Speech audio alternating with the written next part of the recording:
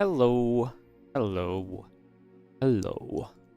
Welcome to WardiTV Mondays, because it's a Monday, and that means we are doing the StarCraft, guys. Hello, hello.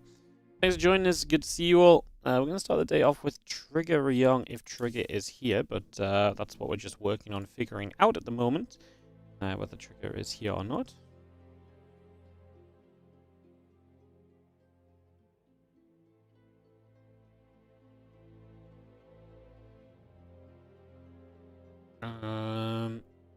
I see Trigger online. We just got to sort out the servers. Cool. So Trigger's on his way over, and we will be on our way into this in just a few moments' time, guys. Hello, hello. How are we all doing? Trigger Ryong to start the day off on WardiTV Mondays. Let's take you through the bracket quickly because they're gonna have to veto at least, so we have a moment or two to have a peek at things. So. Classic will play the winner of Trigger and Ryong in what is the bracket of doom today. That 16-17 seed is always stacked. And then Mana is going to likely play against Percival, unless Perceive comes in with the upset. Shameless and Let Alex will play. The winner gets to fight Clem. Skillers, Harstom, and Ragnar Ozzy in the same section of the bracket. Down here, this is brutal. Kira versus Fiant, and then the winner versus MaxPax is a brutal little section. Percival and Nylon herO versus Shinobu. And then we've got Bjorn and Gumiho Nice in this section. I think Gumiho Nice is also a cool first round matchup to start things off with as well. And then Showtime versus most likely Nico Rect on that bottom side is how the bracket is going to develop on through today. Lots of cool matches for us to follow. My initial intention is Trigger Ryong into maybe MaxPax Cure, for example, would probably be very cool if we get there in time. Maybe this bottom side round of 8 looks kind of interesting as well. So I think we've got a lot of cool kind of choices of what we can go into. It looks like a pretty darn fun day to me. So, we'll be getting into Trigger and Ryong in just a few moments. Get this ready to rumble. And, yeah, hello. How is everybody doing? Good to see you guys. Hello on Twitch. Hello on YouTube. Get your likes in. Get those first bits of interactions going. You know, YouTube loves it. Subs went up a lot yesterday. We're starting with Twitch doing in 111 subs. Yeah, yesterday was... randomly amazing. Or, I mean, so, to put in perspective, yesterday's stream at first, when OSC offered me it, I was like, I don't really cast Sunday evenings, you know, usually that's 100% my time off and so on. I'm like, and I was like, you know what, fine. It's like, it makes sense to do, because I've been off for like 2 days already, so like, I kind of do want to go live, so I'm like, okay, you know what, let's do it. Let's, you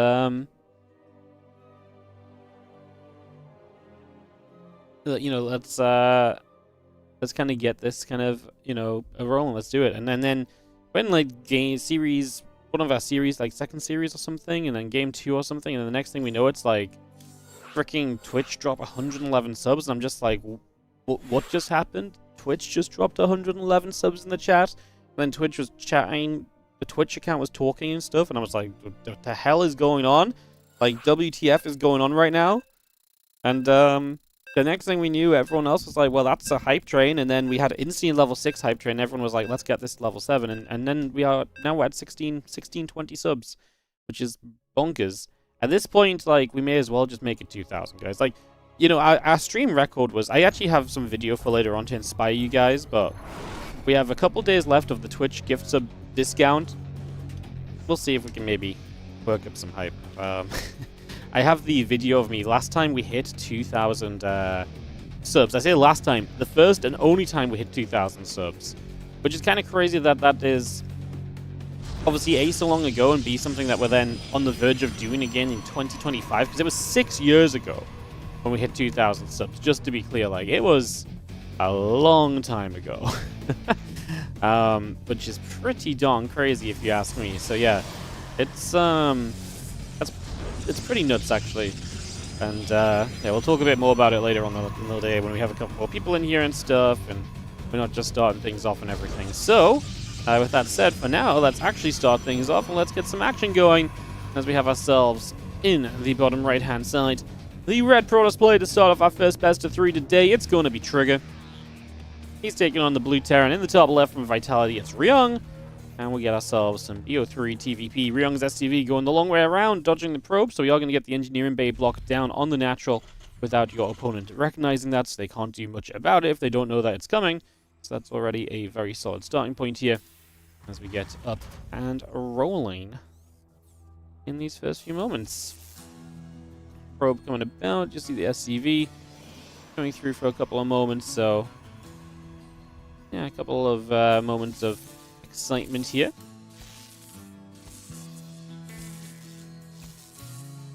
So yeah, SCV gonna get nibbled at by the probe, so it gets pushed away for a few moments, gets shoved out of here. Factory in the engineering bay on the way up, and we just have ourselves a few probes we'll pull down to get some damage onto the engineering bay, try and clear up this space and try and create some opportunity over in this position over the next few moments. I imagine will be the game plan.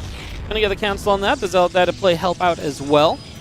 We just have our factory building from Ryong at home into that orbital on the main base, but no expansion just yet, so waiting to see when, if, and how he does go about an expansion if he chooses to do so. That is more or less what we're figuring out right now. So yeah, just getting this sorted and seeing where we go. SCV in position to build a starport. I think he's on his way to 400 minerals, so he might just build the command center soon as well. But like I say, starport going to be first. He's going to go second and third barracks. Okay, so Ryong is committing to the one base, which is something we know, Ryong does a fair amount of the time here, so it should not come as too much of a shocker to start things off.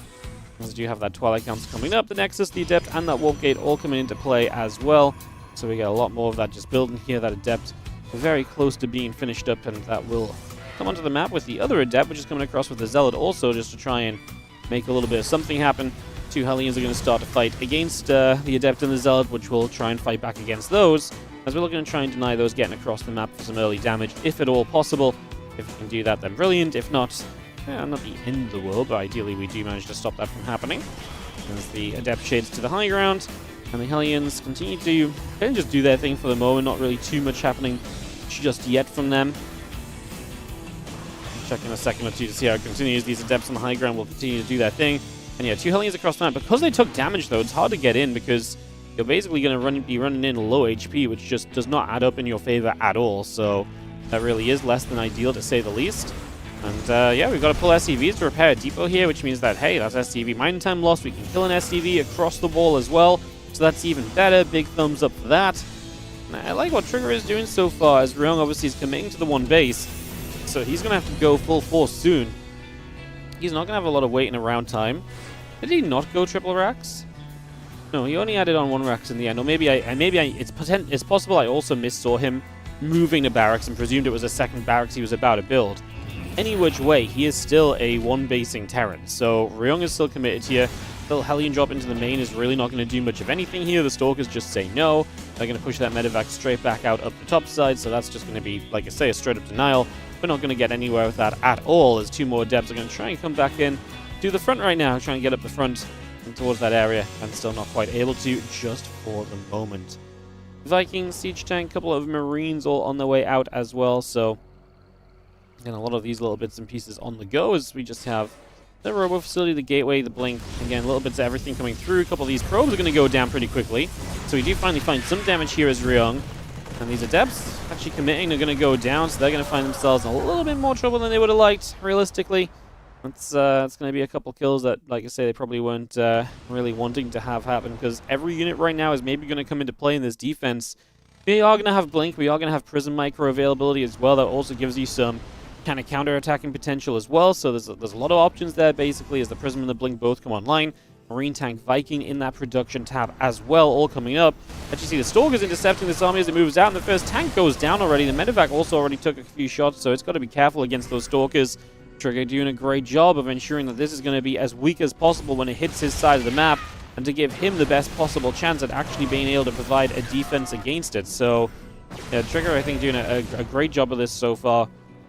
I like the direction he's taking this into. Is if he keeps slowing this down, Ryong's not going to have much more to play with, at some point soon. Like, we're already kind of getting into the danger zone here. The Stalkers fire up again. A couple units take a few more shots of damage. So a little bit more being done. Prism just going to sit around there for a few moments, and everything else pulling back over one more time. So you've seen the Vikings going to come in and actually landing to help. It's just not going to be enough, man. Trigger has way too many Stalkers, and they are going to pack more than just a punch. They are doing some serious work to make this one happen, and it does look as though this is probably going to be a bit of a GG on our opening game of the series and the opening game of the day. Ryong has to tap on out of here. It is going to be Trigger to advance on through. And away we go. So, there you have it. That is going to be how things start off. No messing around there from our boy Trigger. And he really just played well. He really did just play well. Alright, solid stuff to start us off then, guys. We'll head into a game 2 in a couple of moments. Then we head into Ruby Rock for this second map. Get this one set up for you guys in just a second. Thank you for joining us early today and joining us right at the start of the StarCrafts on this WardiTV Mondays. We're joined on for the final day. Maybe I think we'll keep the Surfshark stuff up tomorrow because I didn't stream for a couple of days. We'll probably keep it up tomorrow as well and do a couple of mentions of Surfshark today and tomorrow just to have a final push there as well. So that is something to talk about. We also have some other sponsored content at the end of the stream today too. So we've got a lot going on. As I'm here today, I'm here tomorrow, and I'll be taking New Year's Eve and New Year's Day off before we start off the January StarCraft plan, which features even more StarCraft 2, would you believe it? A lot of OST Championship stuff, but also some other things sprinkled in. We'll talk a bit more about that. Also, a bit further down the line today, as in the top left corner of the map to start us off on our second game of this series, we're going to have the red Protoss player, Trigger.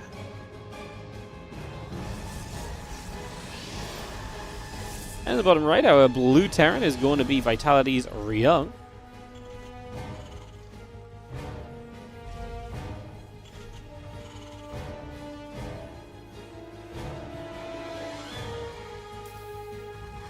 So game number 2, Ryong trying to one base in that last one. I mean, honestly, I kind of like the idea, but then obviously he didn't do a lot of harassment damage. You know, initially he didn't get much going for himself at all in the early stages. So it actually kind of started off a bit weak for Ryong, honestly, as well. So that part of it was already a little bit troublesome. So there was definitely some things to think on there.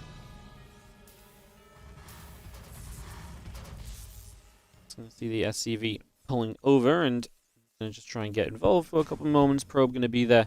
Again, chased back for a couple of moments as well. So just going to push that away for a moment or two and get this settled on down.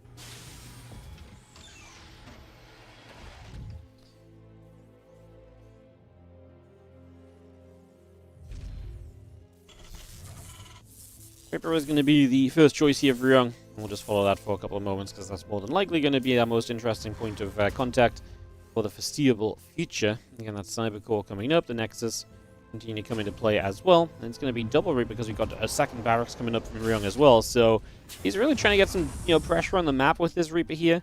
Looking to try and get something going with this as it will begin to go over to the sides and just scouting any sort of nearby locations that you typically want to try and get a scout off on, etc., to begin with. And then just going from there in general. So we'll see what it can maybe do over these next few moments as it pulls back and forward a little bit. We see the Adept and the Warp Gate coming about right now. That Nexus still coming online. Again, Reaper, Marine, Factory in the Depot. Bit of everything on the way at the moment. Again, a lot of this up and rolling. I'm trying to see what's going on. herO Seed 10. Yep, seeding for WardiTV Mondays are based on last week's Monday Cup. So the top 4 players get seeded into the top 4.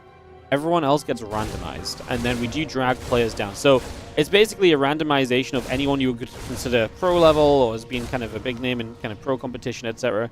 They're all randomized. Then everyone else is dragged down to the bottom. So if you're non-pro or semi-pro, like if there's like names who I know can maybe compete with the pros, but they aren't necessarily pros, they get kind of dragged down on a second tier, and then everyone else is dragged to the bottom. So players like herO are just going to be randomized in with everyone else to give us... It basically just TLDR gives us a different bracket each week rather than MaxPax, herO, Clem always being seeds 1 through 3. And then if we have a very strict seeds 4 through 8 as well, if we have similar amount of players or similar numbers of players, what ends up happening is that then MaxPax and Clem and so on play the same players in the round of 16, round of 8 every week, and then the round of 4 is always the same because the same guys again. We just cast the same tournament every Monday, so... it's just a little way to randomize and to keep it a little bit fresher. We do generally try and avoid to... I do sometimes drag players. It is randomized, but sometimes if I see, for example, like round 1 is Clem versus MaxPax, because Clem didn't play last week or something, I'll drag it out so maybe they don't play round 1, and instead they play like round 2, let's say. So it's not like completely randomized. It's a little bit edited on my own judgment. But yeah, the general kind of basis of what it is set up as is randomized. And for example, today, herO doesn't necessarily play anyone who I think is super crazy until like later in the tournament anyway, so he was just left in a C10. So, confirmed rigged. Yeah, I mean, a little bit. It's like, you know, I'm just trying to make it a good tournament while also having... The randomization just gives me like a baseline kind of fun bracket to play from, and then I usually tweak 1 or 2 matches each week just to make it a little bit like, oh, that would have been super unfair or something, and just make sure that's not actually the case, etc., etc. Ryong does not want to expand, man. He just wants to play the one base, and here he is once again pushing through and looking to try and make something happen as a couple tanks get sieged up. We do have the Stalks coming around, the SCVs pushing forward, that Warp Gate's in a little bit of trouble, as you may be able to see right now, so it's definitely a little bit of a factor here as this gate goes down. This pylon going to fall. We're already supply blocked his trigger. He is getting a new pylon up that'll repower the Robo, but he was already supply blocked before the Robo got depowered, and that meant another pylon had gone down. Now the Robo just straight up dies, so nothing going to come out of there defensively. And this position from Ryong is looking a lot happier than what he was looking out for in the previous game. Let's see, the Stalkers do get through. One tank goes down. The few other Stalkers are going to come about and still try and put some more work in. Obviously, blinking, Prism Micro, and anything we can do. Batteries going to be out of energy very quickly. We still have SCVs here as well, which is really kind of the point at which you're just like, well, this has clearly not gone well for me at all, because he's still got SCVs alive. 17 probes going down. Trigger try to pull into a defense, but Ryong is looking good to get the job done on this one. I think it's fair to say that this is going to be a game 2 going to Ryong, and us going to a game 3, which is actually kind of exciting. Nexus goes down. These similarly getting picked off. Stalkers on the backside. I mean, cute move, and it gets you a siege tank perhaps, but yeah, I mean, even then, it's not exactly ideal. You're still in a horrible position. You have nothing on the way that's helping you either as trigger, right? Like, nothing's coming through here that's going to be like, well, if I just hold on until this, then I'm going to feel better about myself. Like, that just doesn't exist in this case. So, yeah, you're really kind of just in trouble through and through, and hence the GG is going to be very, very apt for this situation, because this one really was a little bit scuppered for you as the Protoss player. And we do get ourselves a game 3 to open up the day. Very exciting stuff. Game 3 coming through in a couple of moments.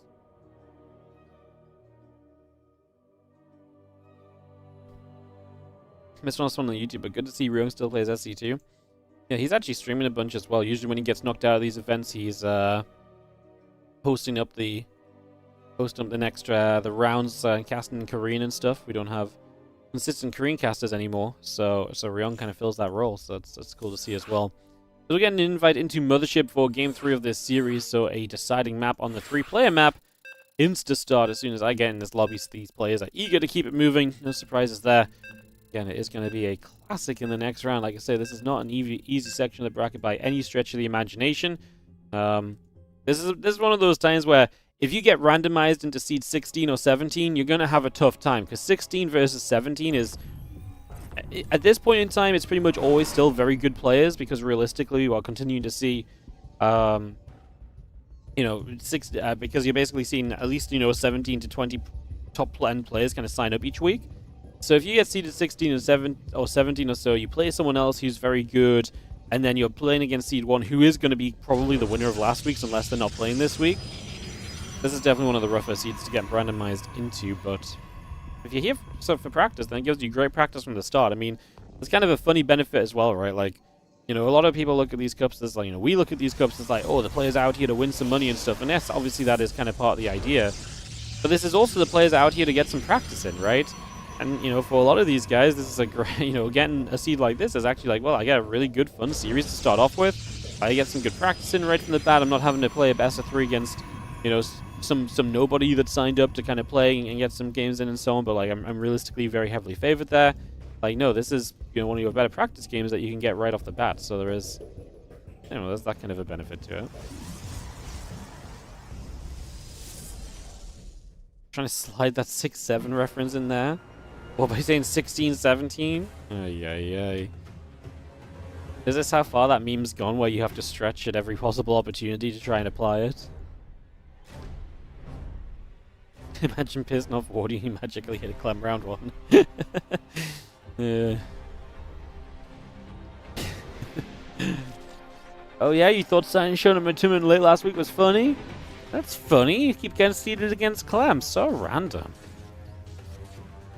Yeah, when Horston came with me with this random... Well, not just Horston. Horston and Ryong was actually one of the guys that suggested this seeding format as well, actually. Yeah, when they came to me, they didn't think about that, did they? You know, the revenge of... My revenge possibilities if you get on the wrong side of me. 40 Monday 69 will be the best Monday. Yeah, you know what? I'm actually kind of sad. We have Twitch front page in January, but it's like a couple weeks after 69. Can you imagine? Oh, no, the actual tournament name is WardiTV 67. I didn't even realize that. Jeez. It's crazy. It's the other way around. Players went to EWC to practice for the WardiTV Mondays. Yeah, and that's why Cyril won, because everyone else was just practicing, and Cyril's tryharding, because the only thing he plays in is EWC, right? Yeah. Kind of crazy, no? Alright. Memes aside, we've got a Reaper scouting, not doing much. We have an expansion from Ryong, which is obviously kind of new grounds to work on compared to what we've been seeing so far in these games, so that's obviously kind of exciting. And we'll kind of go from there as the Reaper pulls back a little bit. And obviously just steps away for now. There's a Twilight Council coming up. Reaper will probably still be the most exciting thing on the map unless Trigger moves something out to the other side of the map sometime soon as well, but it doesn't look like he's doing much of anything just yet, so I'll hold back and wait to see exactly how that goes.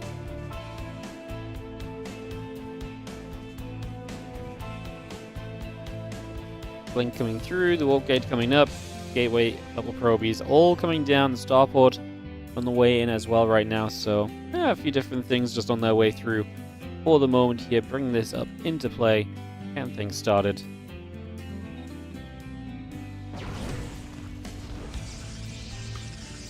Moves about. Stalker is going to be there. The Hellion on the top side again deflected as well, so that will also just get pushed back the other direction for the moment, so not really much to go on there either as the Hellion moves back through. Just going to see that Reaper coming over. And yeah, just going to be seeing the couple gates and so continue to come up as well, so we bring all of that through for the moment to get that going.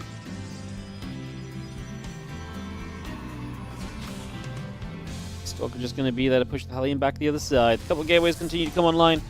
You see that Blink continuing online as well. Reaper once again going to take a few more shots of damage.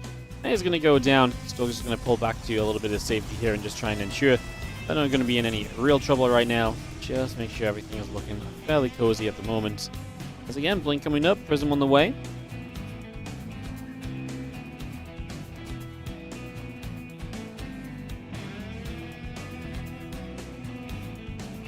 Banshee and Cloaking coming up as well, so again, a lot of that just coming straight on through. Next coming up, a couple of SCVs in the barracks coming by. There's the pylon coming into play as well, so again, we just get that started. Also, Skull Stalker is going to continue to blink in underneath this prism as we move over toward the right, just for the moment. Setting this up as best we can as we get toward the upper right side and look to go. Just a little bit more action here. Four more Stalkers going to get warped in for a few moments as well, so here is our pressure from Trigger arriving to the other side and ready to put some damage onto Ryong here over the next couple of minutes. I'll start by just blinking down, clearing up the map control of that unit there, and the third Nexus coming in behind this. There is double siege tank in the main base, but they're not going to reach the edge, so Stalker's here. I mean, there's a depot we can definitely grab, and then obviously you should be able to put some damage out onto the barracks a little bit as well, so we will start to do exactly that for the moment. The Stalkers get the depot. Going to blink forward, get the siege tank pretty quickly. The Marines are going to be right there as well to try and also help.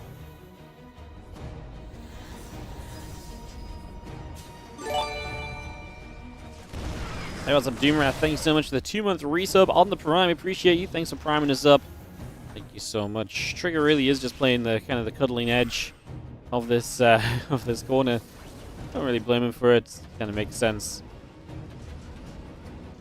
You know, go any further forward, there's double tank there. Double bunker on the low ground as well. Ryong is very serious about not dying, if nothing else. Man is absolutely certain that he does not want to fall over dead here in the next few moments, so he's going to do his absolute utmost to ensure that that will be the case.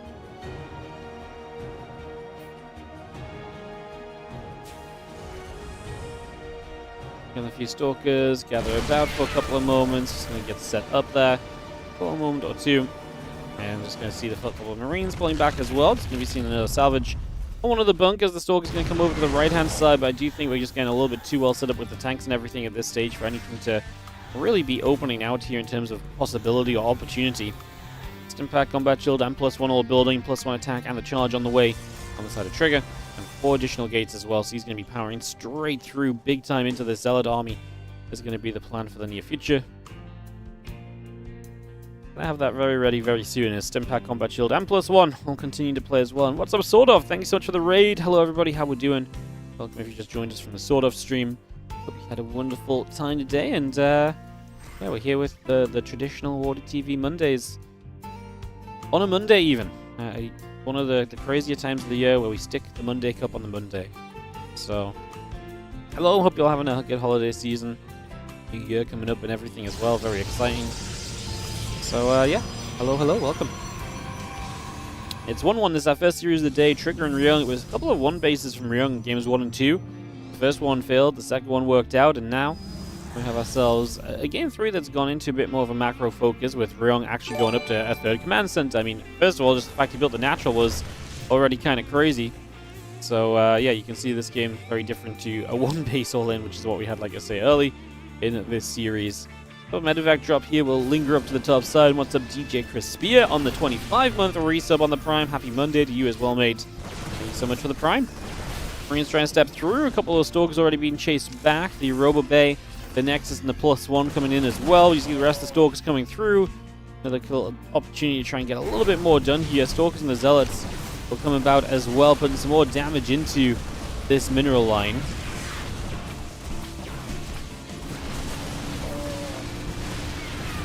Hits coming through. We are going to, I mean, Ryong's only on 50 SCVs coming out of this. How much damage is he actually taking? I can check quickly. He's only lost 6 SCVs, so it's not super crazy. Not that he's done too much either. He's killed about 4 probes. He had a Banshee that was able to do a little bit of work overall, as some of the Marine tank just steps over there for a couple of seconds. So again, just trying to get in position, make a couple of things happen. Army getting set here in general right now.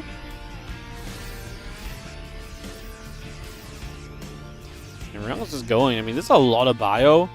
There's a lot of strength. I mean, 1 Colossus is not exactly going to be the be-all and end-all against this, and that's the issue. Because we only really have 1 Colossus coming out. The other units right now, a couple of Mortals, they're actually getting chased. If we lose those Immortals, that would be huge. Ryong chasing, but not actually succeeding in catching. Okay, well now he is, as he comes around this corner. He actually is going to catch 1 Immortal. Now he's going to catch 2. So 2 of the tech units do indeed go down in the end. At first I thought we were going to have those 2 Immortals at least staying alive. Lots of swings around in this direction as well. We do see the Stalkers blinking underneath, looking to get onto the Medevacs. Going to be able to get rid of 1, but only the 1 so far. Colossus needs to be careful. It kind of came up from an odd angle. Zealots charge through. I mean, the tanks are kind of left on their own. Ugly fight from Ryong. I actually feel like this was already going well for him, and now I feel like it's gone...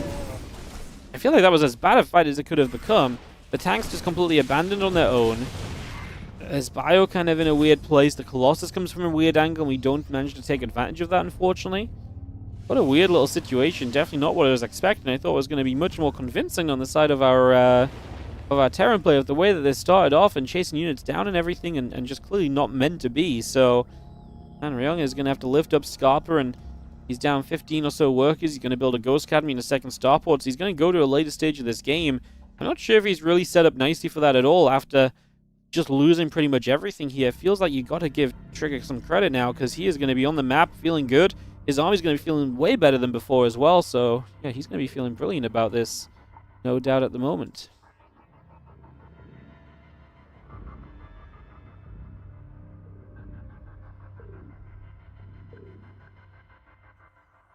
Well, at this stage, I imagine Ryong wants to try and just hold out until he gets more Vikings, until he gets himself more Ghosts. To be fair, it's only 2 Colossus. Like, this army of Trigger is not as scary as you might think it is. Like, the reality is, again, just the fact that there's only 2 Colossus, that's the only splash damage. Things just aren't going to disappear super quickly here for Ryong. So if you can sit in a good enough choke point against the Zealots and they don't get, like, full-on surrounds, like I say, then I'm kind of liking this for him still as a game with opportunity and potential in it. So let's see. I mean, Trigger's opening up this space. I like that. Obviously, just talked about the idea or the concept of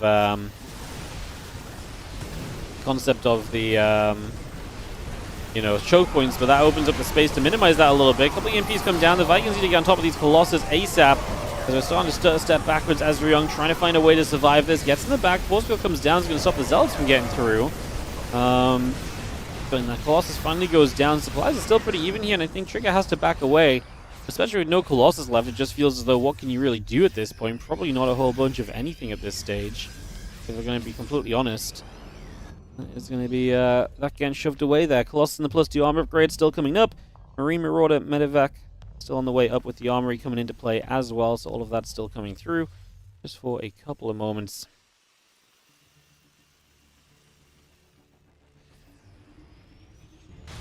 He's still at the front, and he's just trying to use some Blink Stalker pressure and micro to find some value. He's up to 5 bases now. That's maybe one of the big things behind this, is that just Trigger's economy is going to be booming. Resources lost is not terrible for him either. He's actually lost only 2k more, and especially as you're starting to mine a whole lot more as well, you're already setting up to deal with the fact that you're playing the less efficient trades in general here, otherwise. Let's have a little bit more back and forth as Sword Colossus moving back up toward the top. +3, +2 upgrades continue to come about as well. So again, we get that underway. Just try and move through here just for a couple of moments. See the Colossus coming about as well, so they're going to try and get into position. And as we see, Ryong able to just about push back for a moment or two.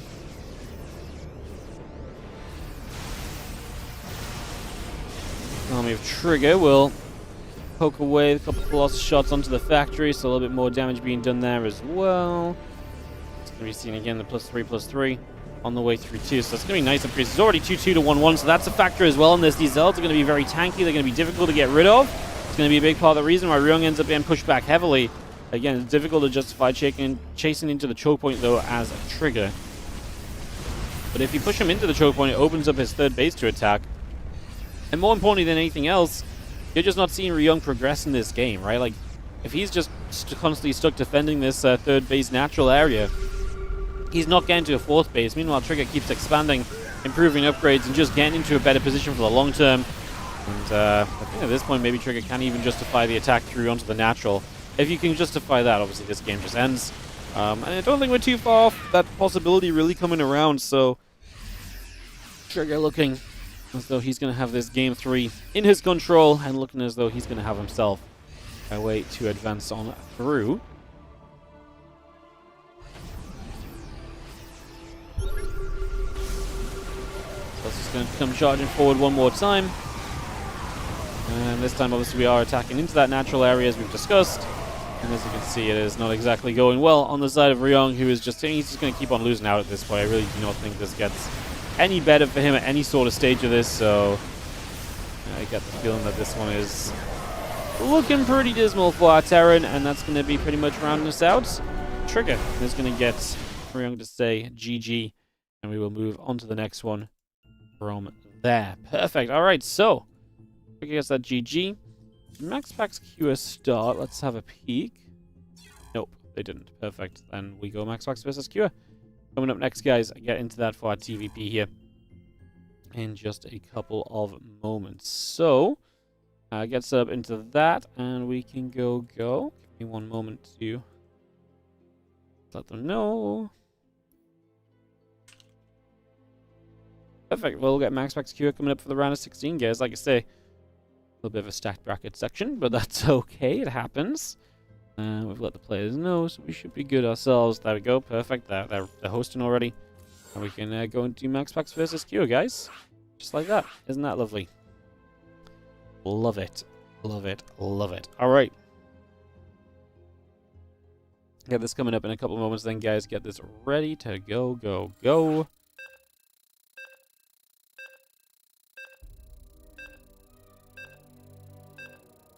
Cool. GLHF's getting dropped.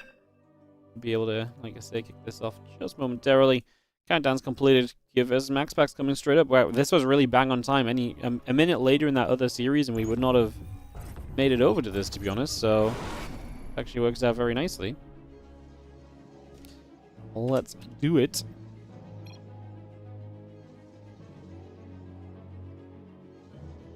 On the bottom right-hand side, we're going to have ourselves the red Protoss player. This is going to be MaxPax.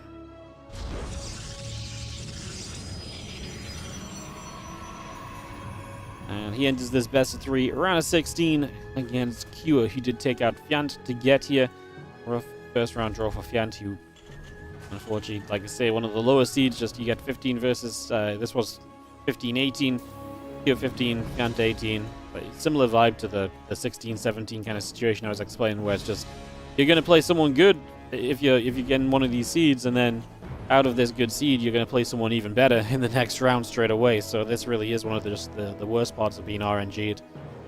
But this is exactly why we RNG'd a bit as well, because beforehand, the same players were kind of getting seeds 15, 16, 17, 18 every week. So every single week for them, it was, I show up, and if I play a kind of a cool close match to start off with, my reward is a Clem, or a MaxPax, or a herO.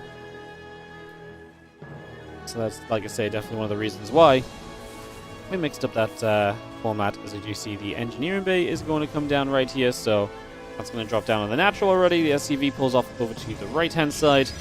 We just have ourselves the Cybercore, probe, and the Zard all continue set up just for the moment. Bringing a lot of that through into play. This probe turns back around. Getting out of here for a couple of moments. Just see the Nexus dropping down over there as well. And yeah, Orbital, Reaper, Engineering Bay, all of that coming through. Cybercore and the Nexus coming up as well, so let's get that established for a moment or so. And Command Center and the Reaper both coming up. The SCV coming through. Just going to see a little Chrono Boost right there on the Adept, and that will be our starting point of this game in terms of, again, a little bit of something set up already. So I find a little bit of something here and see, like I say, how things are going to turn out as that Adept continues to Chrono Boost out for the moment. And yeah, factory on the way in. Command Center building. And just get a lot of this straight on through for the moment. See where our game will take us. Obviously, with the Engineering Bay block, MaxPax decided to go for the third base location, so that's somewhat maybe punishable as well. It's something we can maybe look at here as a possibility of kind of how things may take place over the next few moments. The Nexus is going to finish up. The Adept is going to be there to chase the Reaper back out over to that left-hand side. That Twilight Council coming through once again, so getting that into play is no surprise. MaxPax loves his blink, and I would imagine we're going to continue to basically head in that sort of direction in general. Just, yeah, you're going to head into blink, head into control, just trying to apply some pressure. Kua has not had a good run against MaxPax lately. There was a while where it felt like Kua was one of the guys to really challenge MaxPax, but I feel like that moment's kind of been gone for a little while at this point. Like, it's been a hot second since I'd say that that's really been the kind of the way that these two play with versus each other, so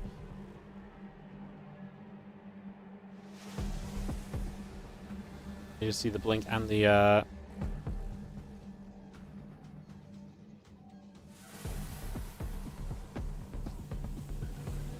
robot facility coming up. Sorry guys, give me 1 sec.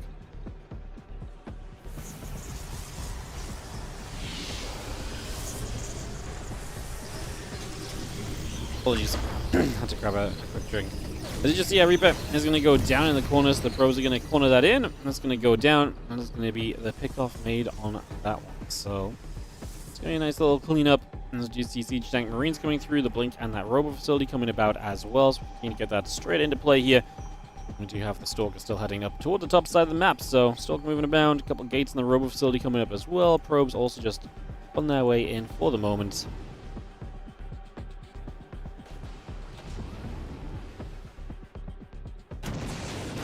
Stalker has to be careful with that siege tank here. We actually have the medevac of Marines and Mine onto the right side, while these other units kind of feign the idea of maybe just walking forward. So we'll see if we can draw some attention to the front and maybe give you a chance to drop into this main. Of course, like I say, it's a pretty spread defense from MaxPax because of the fact that we have set up in the way that we have done here, which is obviously a pretty big deal with the third Nexus down and that location having to be defended. That does leave you kind of wide open to attack. And especially the multi-prongs, so you have to be really on top of this as MaxPax, otherwise this gets out of hand very, very quickly. So yeah, definitely something we've got to be super careful of right from the get-go. Observer still building up, the Stalkers. Position at the front, 3 more Stalkers going to warp in again.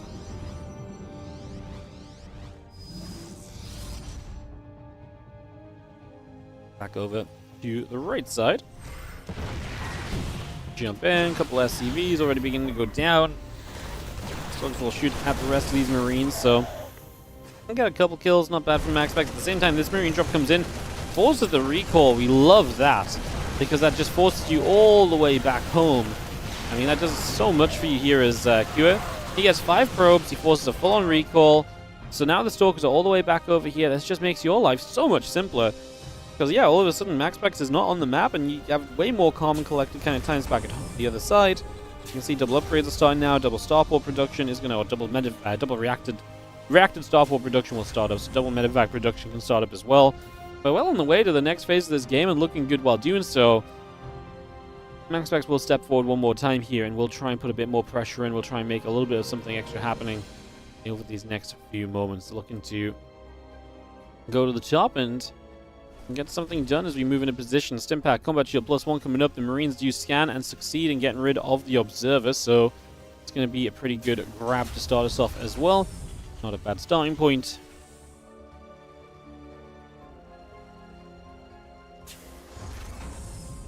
So the back of the space over here, these Stalkers are going to come through, and just going to see the Prism. We're going to allow them to get 2 more SCV kills before we lift up and just back away once again. So we do escape out of there. Temple Archives, the gateways, etc. continue to come in.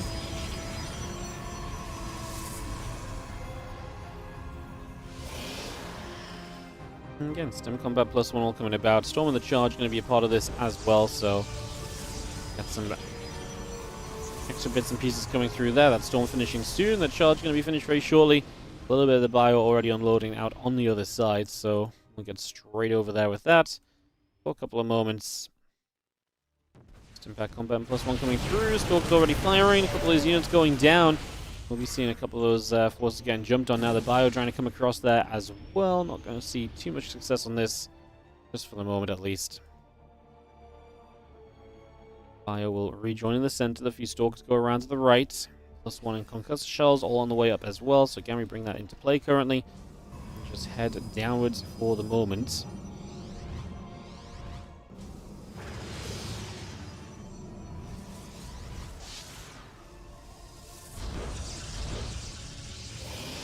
Let's Stalker join together. The rest of the bio coming through as well. Just going to be seeing the concussive shells, the armor upgrade coming through, Marine Marauder medevac, all on the way across just for the moment. So again, got a lot of that brought up here for these next few moments. Figuring out what it is we want to try and do next. So we are going to drop a storm down to some of those Marines. Not really going to be able to do too much just yet. Again, a selection of units still just warping in. Q holding position on the map, so feeling as though he definitely has, reason to be on this map and taking position and poking forward a little bit. That Bio Army looking for the chance to kind of keep things moving right now, so looking for that opportunity, seeing if we can find it through the Stalkers, the Zealots, and everything else. Coming back around once again. We're going to go around the bottom side. A Storm coming in here. I just see MaxPax playing some of the Storm because it did feel as though Classic kind of reintroduced Storm into the TVP meta, and it's something that MaxPax and herO was struggling with when playing Clem recently, just not using the Storm, using the Colossus builds, and just not being able to break through before Clem pushed the later game. But using the Storm here today, MaxPax giving himself some utility from that. Third CC can be ready soon, so this entire push is kind of crazy because this entire push from Q has been strong, but at the end of the day, he's still just a 2-base Terran. MaxPax going up to a 4th base as we speak. Q is not being able to really slow his opponent down at all as the Prism shows up in his main base to try and get damage done even. So at this point in time, able to come through with a few of those Zealots and start putting some damage out. Work will be done as the bio gets across, plays a bit more cleanup. We'll be able to pick those off. Only 3 SCVs lost, but the Prism's still alive. One of the most important things, right? If that Prism's alive, you're absolutely in the world of getting more business done here. As MaxPax finds a chance to say, hey, I actually think I can get across to the other side of the map now. So he's going to do exactly that, or try to do exactly that. He's going to try and bring this to the other side and actually get aggressive again as Q has taken the 3rd base. He will already have a couple of siege tanks in position here, and I do think that's going to be a pretty good portion of this defense that's coming up right now. So imagining that will be a major factor over the next few moments. Wooden Mine in a good place as well. A couple of Wooden Mines in general shooting. MaxPax yet to really drop a good Storm, and he drops one now, which doesn't really do too much if I'm going to be completely honest with you.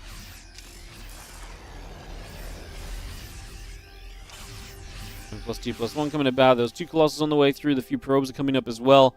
We do see the Prism loading, and it is going to go for a chance to move. into the natural expansion, so a couple of Zealots will unload, the Bio will stem up, get onto those Zealots already. We do have the Ghost and the Armory coming through, the Marines get underneath, the Prism goes down. Now these Zealots are getting jumped on and hunted as well, so just continue to see those dropping. The army on the right side, again, pushing up this ramp, trying to see what else we can do.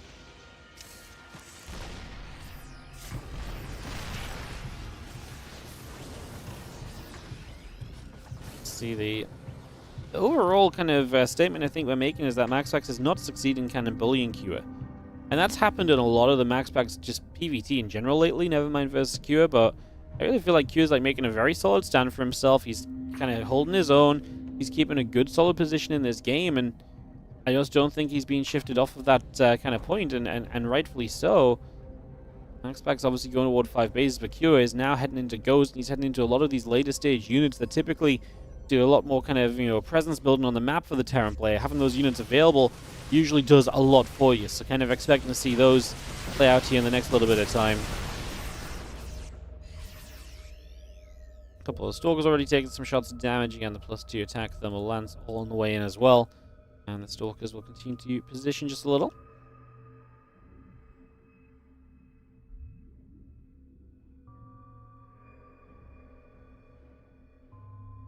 And the Vikings, the Marauders, the Ghost all coming through. So we got that coming online. The +1 ship weapons and the 2-2 upgrades. MaxPax is still set up to go at the front here. I mean, is there just a world where, I mean, his supply is maxed out. Again, he's just been freely up to now 5 bases. Q obviously was on the map previously, but did not really achieve too much. Definitely didn't stop his opponent from advancing toward this kind of a position, so...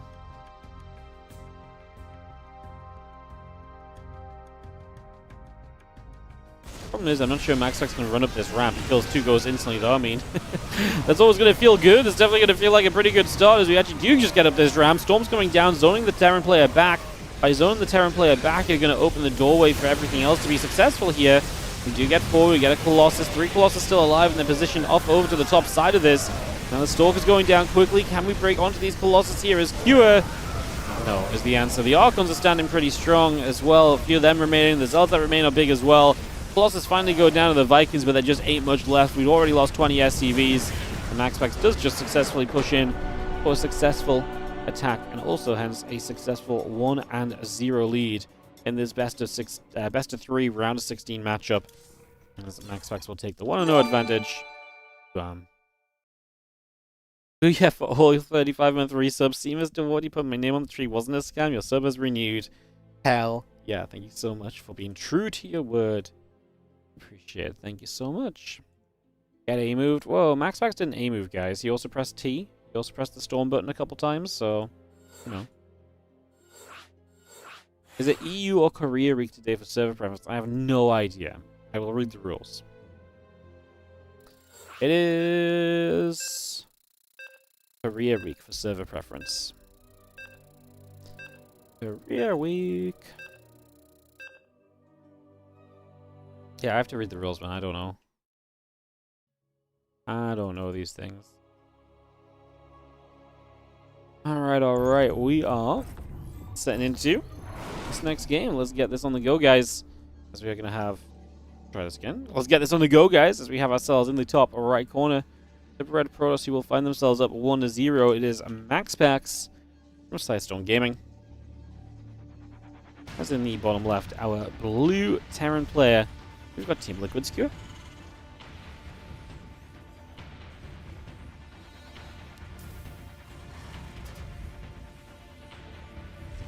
Game 2 of this BO3. We get this on the go and ready to go.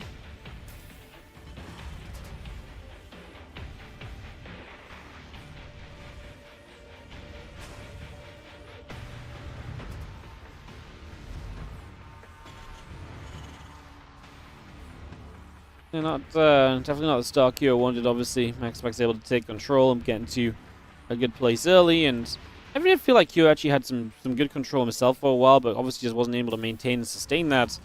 And that's where the trouble really began to arise. There is going to be an engineering bay block once again across the map. We'll follow this probe into the natural and then main for a second or two. Yeah, the engineering bay block across the other side going to be noteworthy as well, because we have to sit here and figure this part of the game out now, because MaxPax, he's not even going to throw down the expansion off to the side straight away, so he does not have a response to this to start things off, and that actually could be pretty darn costly. So no, he's gonna throw the third base down. So he just says he doesn't care about taking the third base location. He will just expand there if that's what you want to force him to do. Like, he's not messing around with the engineering bay. He's not scouting early to check for that engineering bay even after the first game. He's just super happy to say, okay, if it's there and it's got enough HP on it, I will just take my business to a different location, and you can try your best to harass your way through that to an advantage if that's what you want to try and do.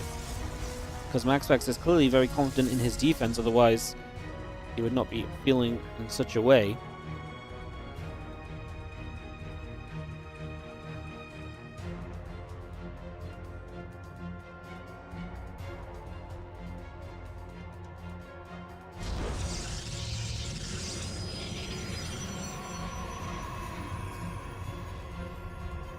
Our Nexus is just going to sit tight for a moment or so we get that all settling.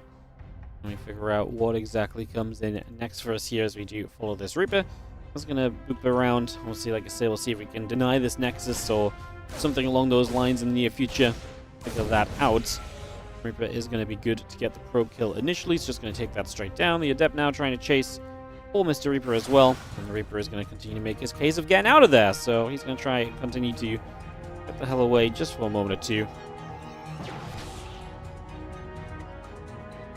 You should have Storm on Shift A to really make it the guaranteed A move. I like it. I like it a lot. Great idea. You should suggest that to all the pros players. They'll love it as well. Like, less hotkeys. Like, that's absolutely that kind of vibe. The Protoss players love this stuff, you know? They love it. What's up, Pertsen? Oh god, your name is wild. Pertsenigil? Pertsenigele? Pertsen? I don't know how to say the last part. I'm looking at it multiple times over. I got no idea what I'm going for, so thank you for the 4-month resub on the Prime. Appreciate the 4 months resub, and thank you for priming this up, guys. If you've got a Prime in your back pocket, let's use it. Because, yeah, it's not every day we have the chance to make a push. I mean, we are the highest sub count we've been in probably, I want to say, like 4 years maybe. So use your primes. Let's get some establishment going. Let's maybe possibly have a chance to push 2K subs. I don't think it's gonna happen. I think we're too far away.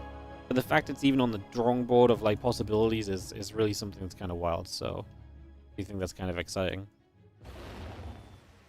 As you see, this medevac is going to go boosting, so it's going to take a bit of a journey across already. So medevac en route up to the top right-hand side. We lost a couple of SCVs, sorry, to some harassment. Let's see what this little wouldn't mind marine drop can do this time around, as we try and find some value boosting straight into this main base. So in we go. Wouldn't mind is going to burrow up to start us off, and yeah, obviously we have the mine in the back, so you can kind of draw back into that mine. Stalkers will be able to blink away from it, but that does force you to potentially pay attention in micro. We actually do target fire the mine down. Well controlled by MaxPax, pretty well handled. Q going to take this chance of pulling his opponent's units all the way back deep into the main to just push on the map with the tanks, the marines, and now there's Viking as well. So he's going to try and take position with this over the next couple of moments here.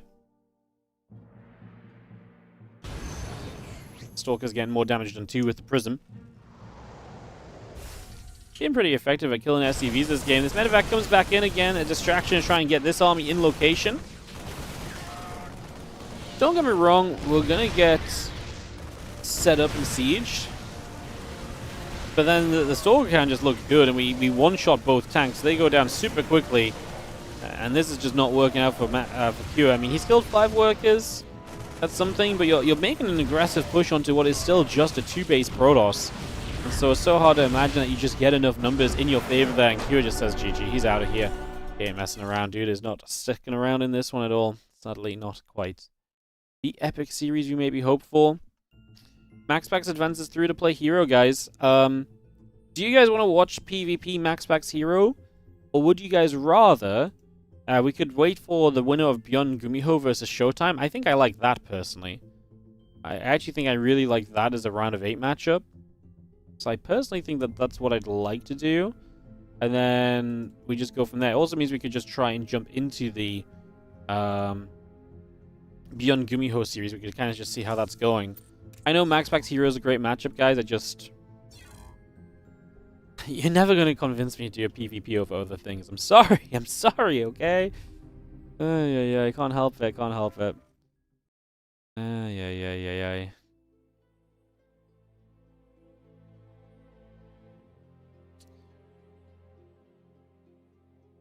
The Protoss hate? It's not Protoss hate. It's yeah, it's not Protoss hate. It's mirror matchup hate.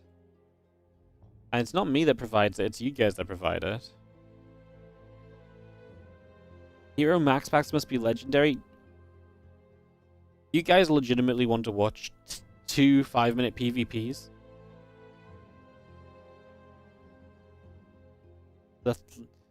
I love YouTube chat right now. YouTube chat's like, yeah, let's wait. PvP so late. I'm completely with you guys. Yeah, absolutely.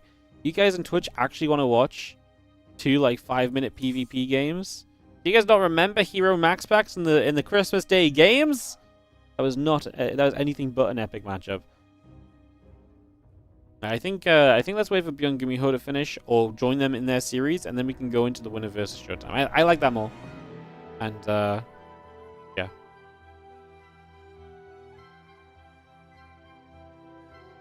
There's also a very good chance we end the day with PvP today, so there's a very good chance like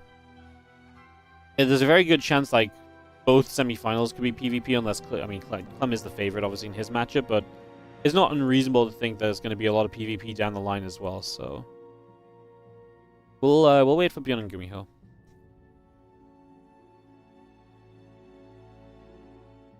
You remember? That's why you want to watch it again? That's some weird behavior, man. Yeah, I think we'll wait Beyond Gumiho into winner versus Showtime. Beyond Gumiho have been playing for a while, so they're either in a game 2 or 3 right now, so get you guys an update on that as soon as we can. And then in typical Wardy fashion, I'm sure that series will be terrible because we ended up waiting for it, but we can believe that that's not the case, you know? We can believe that maybe it doesn't just go against us for no reason. I believe in. Alright, so yeah, we're just chilling a couple minutes then, guys, and take a couple of moments to resume through.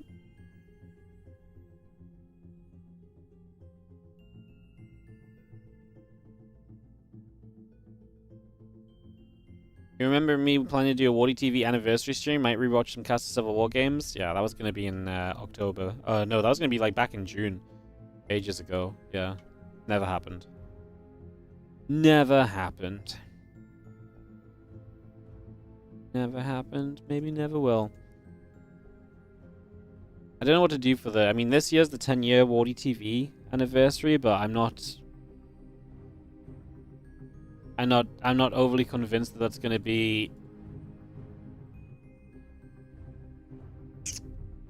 Yeah, I'm not overly convinced that's going to be something we really do anything for anyway, to be honest. At the end of the day,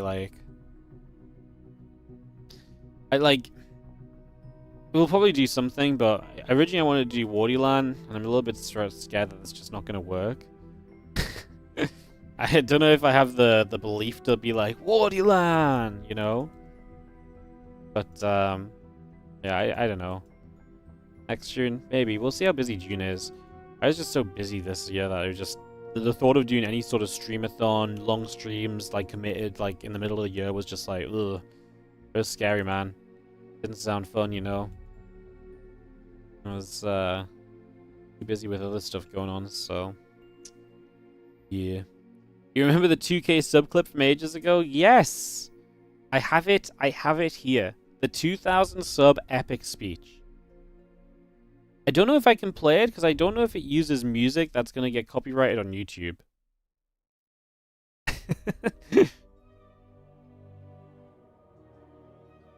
I think it does. Hang on.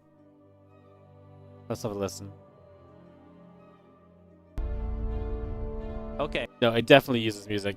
God, that's so annoying. I don't want to... I don't know if it... it's probably going to get freaking blocked if I do on the YouTube. When YouTube goes offline, I'll play it. I wanted to use it to hype people up and try. Honestly, I don't know why I'm trying to do the 2K sub thing. I don't think it's gonna happen. It's not happening at all. I have a dream. I have a dream of 2,000 subs again. I just can't believe we're so close to 2,000 subs. I think is the real thing I'm getting at, is like the fact that like don't get me wrong, like 380 subs is a lot of subs to cover. Like it's like still like increasing our current sub count by like 25%. But man, like I just can't believe, like, the fact that it's even like within the realm of possibility that we could maybe sort of chat about the concept of like, hey, 2,000 subs is like if we had a crazy good day or two, like it would be possible, you know. So like the fact that that's like a possibility of some crazy things happen, like it's just insane in 2025. Like it's been 6 years. We only ever hit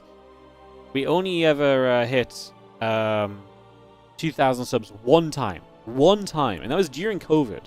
Like that was during like our absolute peak streaming year, where obviously the viewership was through the roof, and we were streaming all the time. We were running all the tournaments and stuff. We were streaming long days every day. The fact that we're like 400 away in 2025, when 2025 has kind of been a rough year for us on stream, like what a way to finish the year, to be honest. 2K should or could happen. You'd fight for it to get there. And if you guys wanna fight for us to get there, just prime us up, sub us up. It's very like it's just very hard to sell out for like 380 subs in a row, you know. What if I mean, I could play the maracas for you guys. All right, guys. I'm just gonna play the maracas until we get to 2,000 subs. This is it.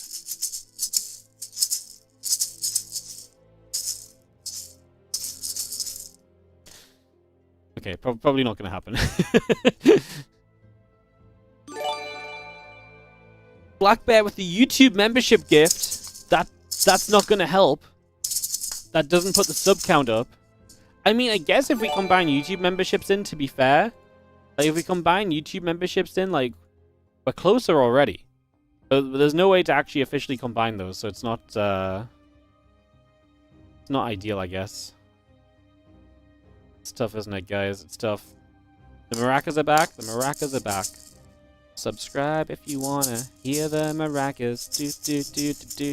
Do. You can count YouTube membership. I mean, sure, but then it doesn't show up on the numbers. And that, like, if the number doesn't say 2,000, it doesn't say 2,000. You know, then it's not as cool. So, if I manage to emulate the Terran theme song from SC1 with the maracas, I'll get the subs. Dramatic maraca ring. Dramatic maraca ring. Da, da, da, da, da. Yeah, okay. Not happening. We tried, guys. I gave it my best shot. I gave it my best shot. Yo, Black Bear, thank you for the gifted sub going out to Irish Diablo. Thank you so much for the gifted sub. Borga711 on the 8-month resub on the Prime as well. And Killer Rab, thank you so much for the 5 gifted subs going out to Broad, Mr. Anthar, Mighty Mitch 87, P Moran 86, and Jawatha. Alright, guys. Well, I mean, now we're basically on the verge of the hype train, so, you know. Look, I will gift out. Look, I will join in just for the maracas solo. Actually, really was the maracas. Okay, look, I will join in. I'm gonna gift my sub to help get the hype train started, guys. I've now gifted like 3 subs this month, by the way. I'm being such a generous streamer. If you can call it generous streamer when I'm just paying myself. Alright, I gifted a sub, Black Bag gifted another sub. We should be 1 sub away from starting the hype train, guys. And this is it. We're just going to hype train our way straight to 2,000. Beyond and Gumiho are still just out of game, by the way. Are still in-game, sorry. So we're just waiting for them to do their thing, by the way. So we are not just wasting time for no reason. We are just waiting for Beyond and Gumiho to take us into that. So we're just chilling. Blackwell with a gifted sub to Skill Digger. Thank you so much. Appreciate it. Wait, why is the hype train not starting? Am I crazy? Am I crazy? Well, no, I guess it needs 1 more person, but like usually it says that we're 1 thing away. We did have Black Bear, Borger, Killer Rab, me. Why isn't it telling us the hype train's starting? Are we getting scammed by the possibility of a hype train? Ay, unbelievable.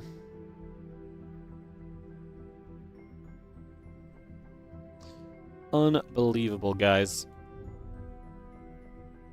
Hype train's left the station? The hype train's not even saying that it might happen. The hype train doesn't count subs given by the channel owner? No. No way. What a scandal. Really? Oh, that's terrible.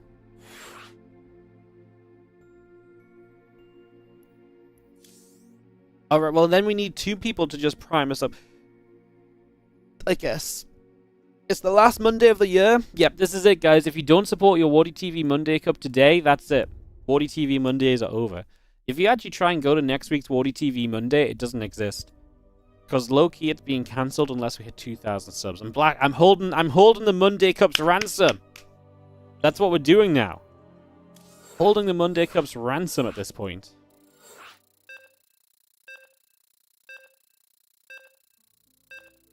Hold them ransom. No Monday Cup, guys, because it's on Tuesday. No, not like that either. Alright, we've got StarCraft 2, so I can stop doing this silly sellout. And we can just get into more actual games of StarCraft, which is lovely. Okay, now the hype train, it just doesn't count me. I can't help participate in the hype train. That's scandalous. Yo, Scorpion SC3, gift now 5 subs to Geg Jinx, Liquid Mana, Legit Dude A, Pan Lapinu, and Rem Derify. Thank you so much, Scorpion SC3, for the 5 gifted subs! Okay, someone's got to hype train us now, because Killer Rab gave out another 5 gifted subs as well. It's like an insta level 3 hype train, guys. Come on, one more. 100. Someone's got to have 100 bits or something, or a prime sub or so. I believe in you guys. Come on. Thank you, Killer Rab, for 5 gifted subs. Courier66, Viva La Vzom, Dr. Wormlin, Rusoaka, and Vocabs. Thank you so much. Blackbound, a gifted sub to Acute Snack, and Zelthaz on the 3-month resub. Thank you so much. There you go. Prometheum on the 100 bits. Sync Mama on the 100 bits. J-Raz on the Prime sub as well. RZ841 on the 4-month resub on the Prime. See, there we go, guys. See, what were you all waiting for? You guys just didn't want to go first? We were all just shy? Arbrak1 on the 53-month resub as well. Beautiful. There we go. Hype train active. It's already level 2. We're basically a level 3 hype train already, guys. Keep them rolling. This is it. The choo-choo train to 2K sub. I mean, I really don't think we're going to get to 2K subs still, but... Look, you can't say I didn't try. You can't say I didn't try. Just as Gumiho is going to do his attempt to try, and he's going to try to proxy Rax Beyond up and put some damage in very early on this one, guys. So that's going to come on through. I did not see what the score was. 1-1. Perfect. I said it in game. Perfect. So it's 1-1, game 3, and it's Proxy Rax Reapers here from Gumiho. As we get this up and running. Niche 107, thank you so much for the Prime sub. Did you guys know that every sub that you guys put on this channel saves StarCraft 2? Yeah, every single one. Level 3 hype train. Boom, bang. Choo-choo train out the station. The next stop? Level 4. Yeah. Have you guys ever seen level 4 before? Now, no pressure, guys, but last night, the evening stream viewers, when I don't even usually stream, hit an all-time record hype train at level 7. So I'm just saying, you guys aren't even level 4 yet. I'm just gonna bait you guys as best I can. All right, we do have action actually coming through here, and this is gonna get serious as Bjorn's Reaper has to run the hell away, and things are just genuinely not going great for him at the moment. Things you can see are going a little bit haywire, so things getting a little bit off script at the moment. We do have the Reaper going to go for a Marine, which would be a nice pickoff if we can get there. As CVs are going to pull, Bjorn needs to try and keep that Marine alive. Does lose that Reaper, but keeps the other Reaper away for a long time. Obviously not seeing this early, now leaves this command center open to attack, and these Reapers put some good damage onto it. So we are going to see the Reapers put their damage onto the CC. 2 more Reapers coming back around. They're going to continue to do what they can over the next moment or two. A little bit more damage out, and those Reapers looking as though they will get this cancel. I don't think we can move down here as Beyond. One Hellion just dies to these Reapers, unfortunately, so yeah, you can't really move down here at the moment, so just gonna kind of move through for now. we are going to see. Oh, well, if the Reapers kind of come up the ramp to you and your second Hellion spawns, then you can kind of fight this. Now we're going to chase. Oh, that Reaper had enough HP to survive the Hellion shot. We are going to keep the Hellion alive for now, though, mind you. Not bad from Bjorn in the end, honestly. Like, he's going to lose that Hellion as well, but, like, he cleaned up enough of these Reapers to pretty much remove the threat from the future. So that's it. Like, these Reapers are no longer going to threaten you. And you're going to be able to say, cool, I've held this off. I've been able to keep this from going on. I like that. I feel like this was actually a pretty good result at the end of the day for... Yeah, I'd say this is a pretty good result for Bjorn, considering the situation was pretty miserable. He just needs to try and minimize damage now. SCVs want to repair that Hellion. Didn't happen. Another Hellion will pop in a moment. How much damage do we get from this? Obviously, it's not happy for Bjorn if he ends up losing a bunch of SCVs at this stage. Marine has to do its job. Hellion has so many low HP Reapers to get after, but he tries to run through and the Hellion goes down.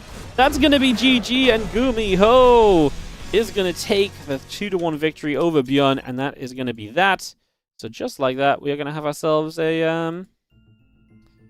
Yeah, just like that, we're going to have ourselves a W on the board, and it is going to be our boy Gumiho moving on through, which is a little bit of a surprising one. So it's going to be Gumiho Showtime. I love that. I think that's actually a really cool series. Beautiful. All right, well, we waited like 15 minutes for a 4-minute game. Happens. But we do get Showtime versus Gumiho up next, so that will be coming through in a few moments' time. Thank you guys for all the subs. I do appreciate it. Obviously, if you are enjoying the stream, one of the best ways you can support is subscribing to the channel. And, yeah, you know, like, we're still not close to 2,000, but we're a little bit closer from the hype train. So thank you so much for getting behind it. Thanks for listening to me sell out. I appreciate you guys. And, yeah, we're going to wait for Showtime Gumiho to start up in a few moments as they get their videos done. We'll get that ready to rumble.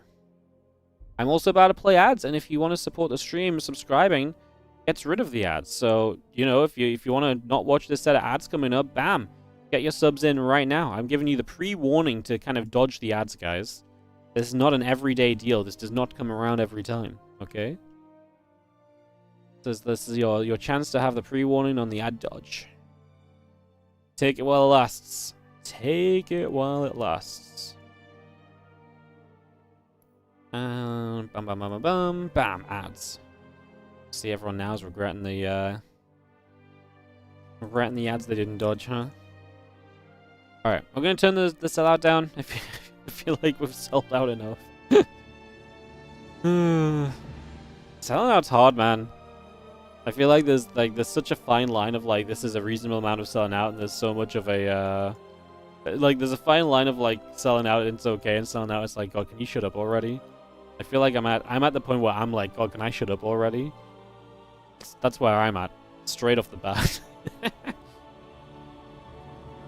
Sub only chat gonna be on until we reach level 5. Yes, level 5 in the next 4 seconds. Unlucky. Unlucky, guys. Still a great hype train. Level 3 is not a bad hype train. That's pretty darn decent. We actually still get an emote from it. We get the Danger Dance emote. Choo-choo. I actually got a great emote last night. It was that cheers to that. Yeah. The one from last night I just posted in the chat was cool. This was from the level 7 one. It's like a little cat doing a little cheers. Like, I love that. I thought that was really cool. I love it. Bam, don't see you won't get something out of those hype trains, guys. Cool ass emotes, huh?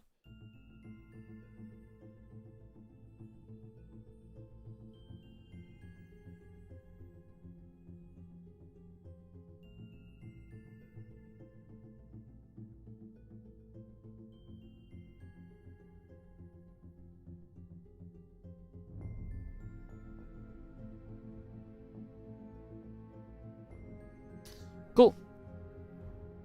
Scam trains. Scam trains are a real thing, man. They work. They work. They're not really scam trains, though, because at the end of the day, they're still supporting StarCraft, so it kind of works out. I'll just ask Showtime and Gumiho for an invite to make sure they know that we want to join in and to make sure we don't miss it. I've got Surfshark to talk about. I'll talk about Surfshark at the before the finals, I think. Guys, can you remind me if I don't talk about Surfshark to talk about Surfshark before the finals? I need to make sure I do it. I need to do the full 2 to 3 minutes convince you guys to check out Surfshark speech. So I think we'll do that just before the finals. I just need to remember that that's the plan. I don't want to get in trouble for forgetting to do it, you know? Do do do do do do do do do do.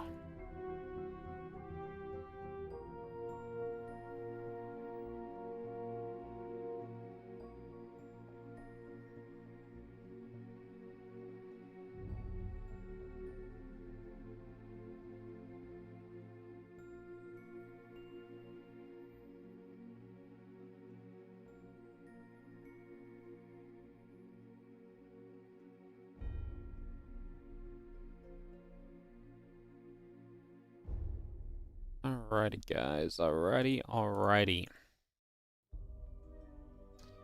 Which game's up next? Yeah, Showtime versus Gumiho coming through next.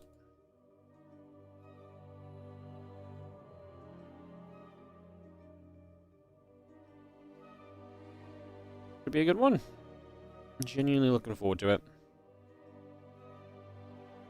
Smoky Raxaphon, thank you so much for the 25 stream watch streak. Love to see that. Hell yeah. I really do think that's still awesome. Every time someone comes in with one of those, sick. Love to see it. Thank you so much.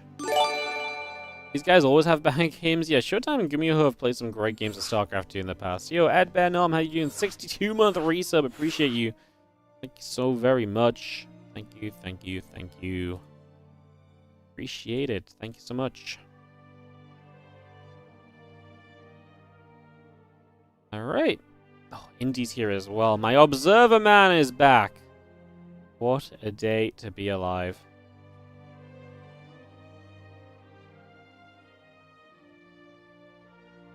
What a day to be alive. Love it. Alright, we got Showtime, we got Gumiho, and we are readying up to go into this first game of this best of 3, my friends. So kicking this off, WardiTV Mondays 67. So we're going to be in the 70s soon, isn't that freaking crazy? Yes, it is. Yes, it is. Absolutely, fruitly, tootly. All of those things I just said. Alright, thanks for joining us so far today, guys. Let's get into some more awesome StarCraft 2. Let's kick this off as we go in game. Classic's already in the round of 4, by the way. He beat Manu, who beat Geralt in the round of 8. So Classic round of 4 will play Clem or Skillers, so they are playing right now. So Classic making it through Trigger as well. There's another update. Then MaxPax playing herO. The winner of that plays the winner of this. And this is going to be our round of 8 matchup, and then we'll be straight into round of 4s after this as well. We can go from there. Showtime in the bottom left is going to be our red Protoss player. He is taking on Gumiho in the upper right-hand corner, our blue Terran. As we get this up and running. So yeah, we'll have ourselves this Monday Cup today. So guys, next Monday, we will be continuing WardiTV Mondays throughout 2026, as far as I'm aware. The plan is we are going to be adding on additional kind of points towards the WardiTV Mondays. I really want to try and pay out the top 8 of WardiTV Mondays. I actually think that would be really sick. So if there's anyone in the chat who just randomly wants to sponsor the Monday Cup for $100 a week, reach out.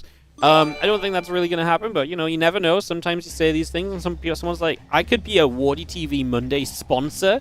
Yeah, you could. You could be as cool as Winter, Loco, and OSC, helping us out each week on these cups.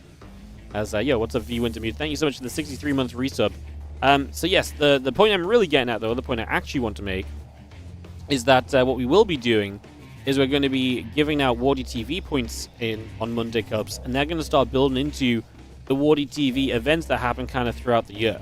So basically, the Mondays are going to become a lot more integrated into everything else pretty much that goes on. So that's kind of exciting, that's kind of fun, should be awesome, and looking absolutely forward to it. So yeah, that's kind of the dealio, that's the case. And the WardiTV points will trickle down all the way to top 8. So basically, by performing in the WardiTV events, you're going to be able to skip some qualifiers and stuff like that and just get better invites and better seeds into WardiTV tournaments and so on and stuff like that. So you'll just see more integration with the WardiTV Mondays. It also is going to allow us to track who the best WardiTV Monday player is. It's just going to be fun. So yeah, that'll be something that we're going to start doing from next week, part of the WardiTV 2026 series, which you guys might guess is just a follow-on to our 2025 series that just wrapped up with our 2025 championship. So that's some fun info for you all as we get into game number 1 of this best of 3. Starport coming up, Command Center on the way. We had a couple of Marines on.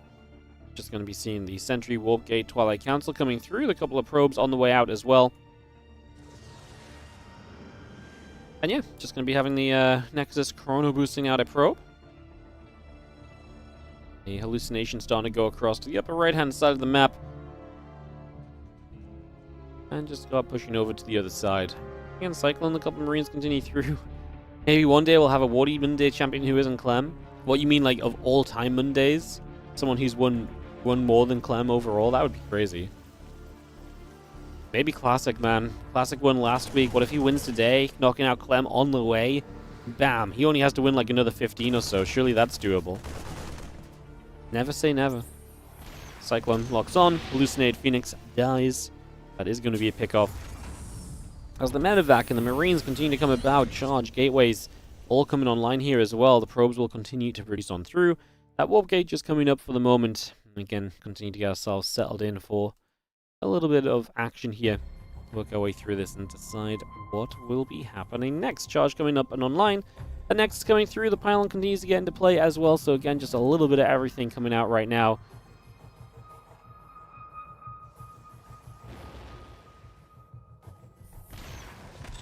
Medevac will move over, and the Cyclone going to poke on the right-hand side, so going to go for a bit of a multi-prong here, and the Cyclone poking over here is going to open the door potentially into the natural for the drop, which is going to unload, and there's nothing here from Showtime, so he has to just straight up scarper away from here and just try and back himself out of this position.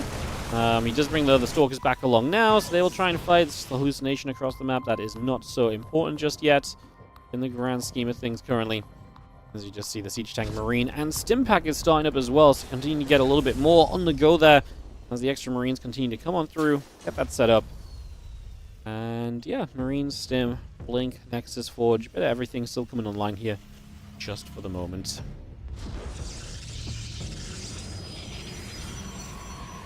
What we really need, someone to sponsor a Zerg player so they show up for the Mondays? I mean, yeah. That would be great, not gonna lie. I'd love that for us. To be fair, like, we've had a pretty good showing of Zergs lately. Like, clearly this week's just... Yeah. The problem is that the Zergs are still unreliable, but, like, we've had some Zergs showing up recently. It's just, this is the first time in a while it's been a Terran Protoss bracket. The Zergs just don't have anyone who shows up every week non-stop and always, like, has a good run, you know? Like, even when, like, Solar or Shinra's showing up every week, like, they just have runs that would end round of 8 or round of 16, and then it's like, oh, well, there was a Zerg, but they lost already, so, yeah, you know, shrug. You know, it's like, well, what can you do about that, you know? Not too much, to be honest. Not too much. Marines of the Cyclone will move across.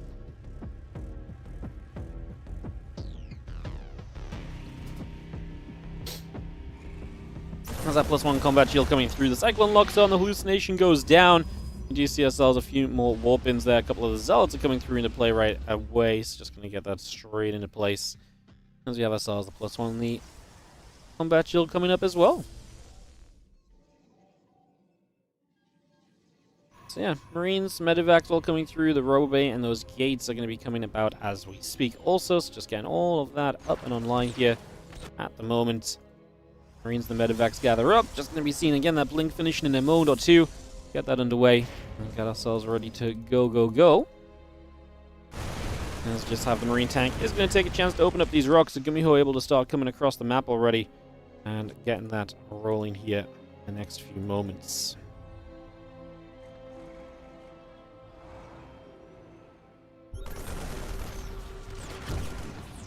We'll scan, get rid of the Observer. Cyclone there to help get a pick on that as well, which is nice. See the Medevac is already going to take some damage. Now got the Zealots and the Stalkers and the Sentries coming back through. Tanks will siege. Pulse Fields are going to keep the units far enough back that this is kind of okay for now. The tank's not really in range of anything too dangerous just yet. As the SCVs are here, so this attack is getting fully fledged and committed from Gumiho. As the Colossus is going to be a bit of splash damage. Love the Zealots around the back. The tanks in the background are going to be very quickly denied. So Zealots do a great job of that, so that really is nicely. Zealots are going to get rid of one tank in the back that was siege, one tank in the back that was reinforcing. Okay, Showtime loses the Nexus, but let's stay positive, right? Like, this is playable. If we can, because Gumiho is very committed, so if we can just get a second Colossus and take a good fight, and a good fight's a lot more viable now that you've gotten rid of some of the tanks, because then you're not just going to be constantly sieged and having to attack into a horrible position. I actually think this is a moment to go. We just dropped 16 Marines in the main base. That completely weakens the low ground. We need to get rid of the tanks before they kill that Colossus. We can't let this Colossus go down too soon. We're going to drop more into the main base, but now it's purely Marines, and now Colossus from two sides will do very well here. And Marines alone just will not get the job done, and Showtime is going to make a defense. Yes, only on 2 bases. Okay, his economy is maybe not as booming as he would have typically wanted it to be coming out of this, but it's still a much better situation than what I think you thought it was going to be when that third base went down initially, right? That third base going down really puts into a position where it's like, oh god, this isn't great. Especially when he's fighting the third, but he really did everything else very, very well to set himself up for success. So I think that part of this was absolutely a little bit of a dream to watch. It's going to be seeing the Marines, the Zealots, the Colossus come back over for a couple of seconds. Going to fire a couple more shots off right away. Just going to see a few more hits coming about right there. So again, trying to get a little bit more done right off the bat. It's going to be seeing the Marines and the tanks still sieging up, still looking for a little bit extra just for the moment. So again, let's see what they can do, chasing those Zealots down. I mean, Marines on their own are going to do great. It's those Colossus that can shut down the Marines, and that's going to be one of the big parts of this. If we can kind of stop that from coming back over and back around, then that would be brilliant.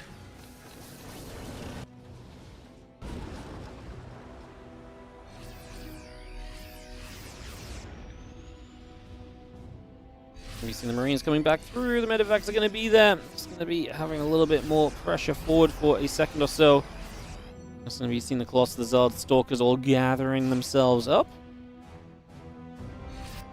And Viking tank Marines coming through. The Colossus on the way. Temple Archives, Extended Thermal Lands building as we speak. So again, we continue to get that into action here. Big push up. Tank's going to get sieged straight away. I mean, good position for the tanks as well. Definitely where you kind of want them to be at. So gives you the chance for sure to maybe make something happen here right off the bat.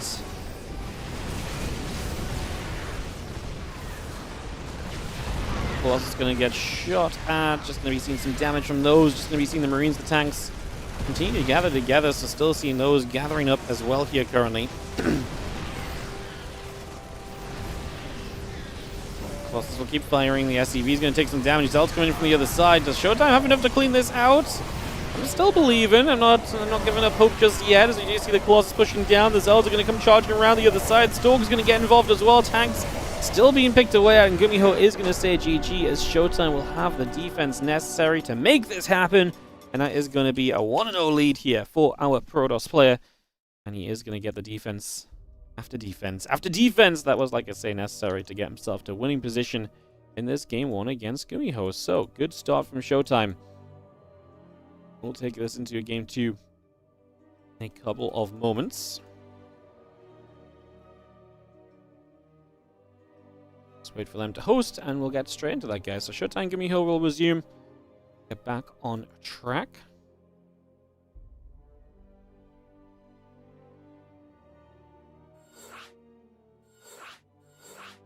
First semi-final will be... So we actually have semi-finals going to be set. So it is going to be Clem versus Classic in the first semi.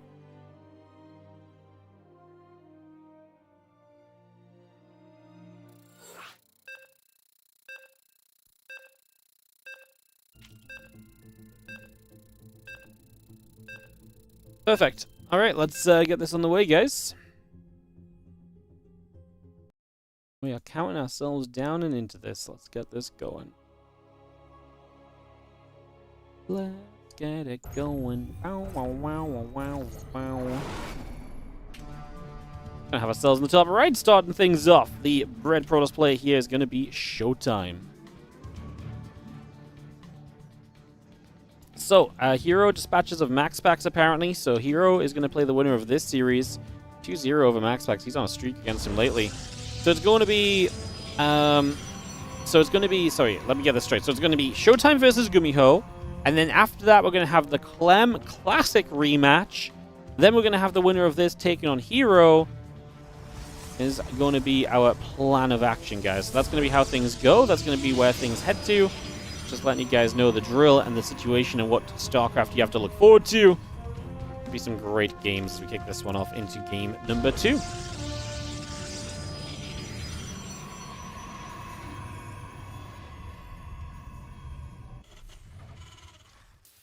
Very exciting.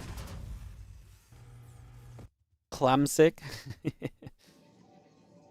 If Showtime wins this, I'd actually rather do Showtime herO first, just in case we get a PvP final, because I know it'd avoid PvP, but the rule is that whichever semi-final is ready first is the one that goes first, so Clem Classic is ready to play now, whereas the winner of this plays against herO, so the other semi-final is ready first. That one will be what we go into initially. We will indeed start with Clem Classic, but the inner wants to try and micromanage every single ordering of matchup wants me to do the PvP first. But I'll hold off, we'll stick to the rules. As you see our SCV and probe. Just going to drill at each other for a couple of moments, some damage being done at first. Get things started off, and away we go.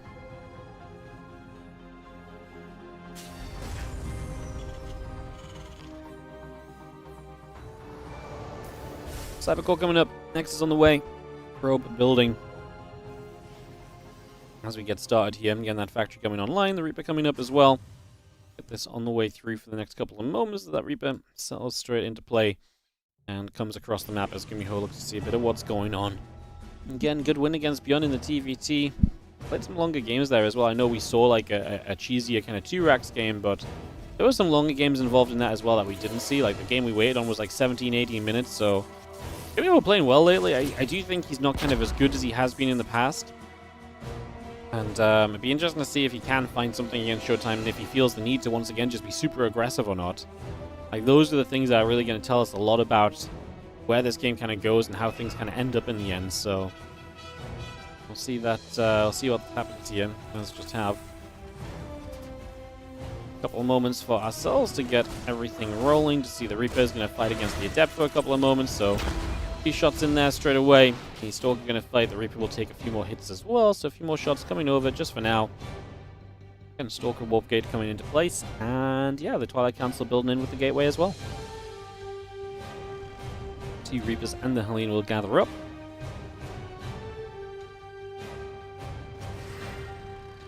And together, they'll march across to the other side of the map, so they're going to make their journey. Try and put some pressure on here over the next few moments. Blink coming up, the Reapers and the Hellion, the Riddle Mine all gathering together. We've seen the Command Center about to finish up there. The Tech Lab on the way through as well. Going to work our way through these rocks so we don't miss them later on in a defense or so. And otherwise, yeah, we are moving onwards into this next phase of this game currently. So just going to have the Widow Mine drop coming across. I say next phase, I mean, this is really still our starting kind of phase. This is where things settle down. This is where everything establishes. The Widow Mine drop, a very standard starting point for our Terran. We see the blink establishing from Showtime, which is also super normal and expected at this point, so no surprises there overall, really.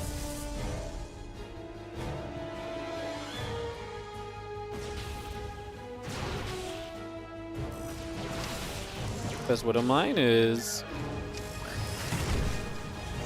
already coming about there, so take a second or so to figure that out.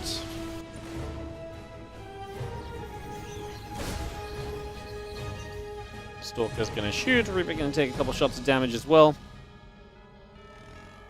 Just gonna be seeing our blink continuing through as well at the moment. So yeah, we got a lot of this just on the way through. Setting up for now.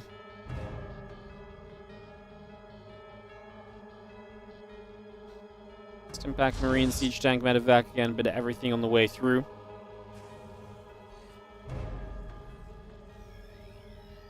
As that blink will be finishing, the Observer coming about. Get that back on track.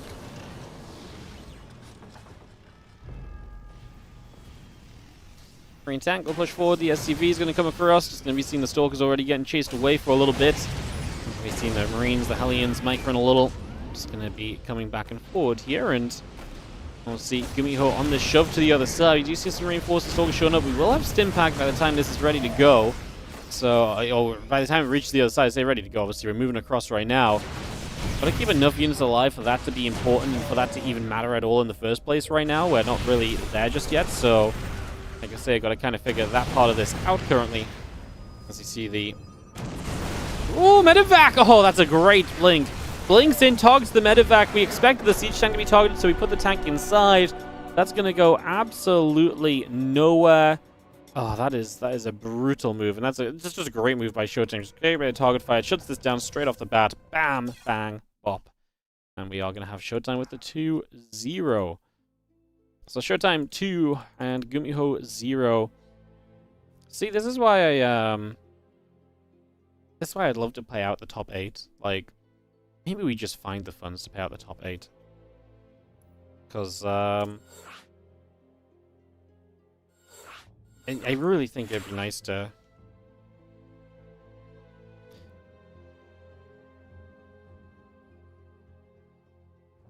just, like, give, like... It's honestly, it's difficult to hit round of 8 in these tournaments.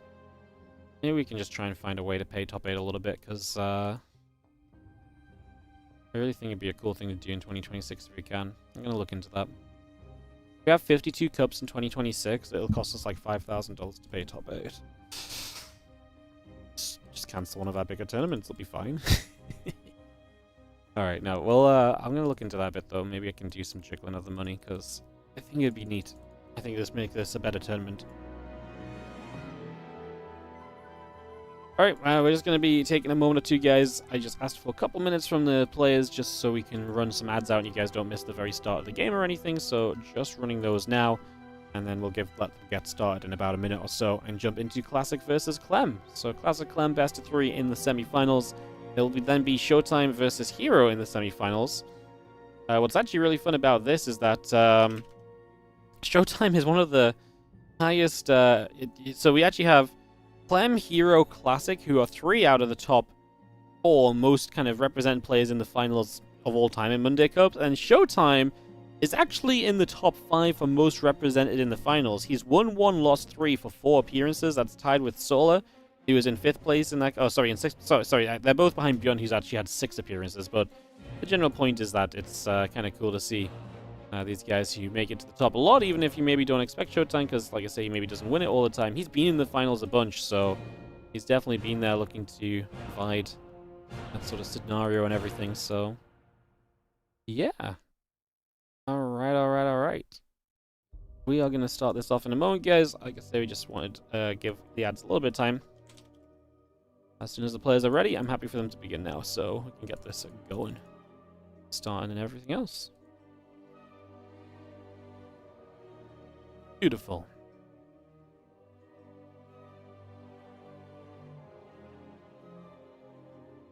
Classic just needs a minute. All good. We're going to be starting on Mothership for this game as well, so we'll get that into action here in just a couple seconds. Get that ready to go.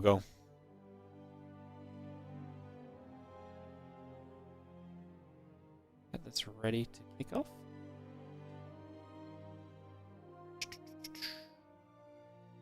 Don't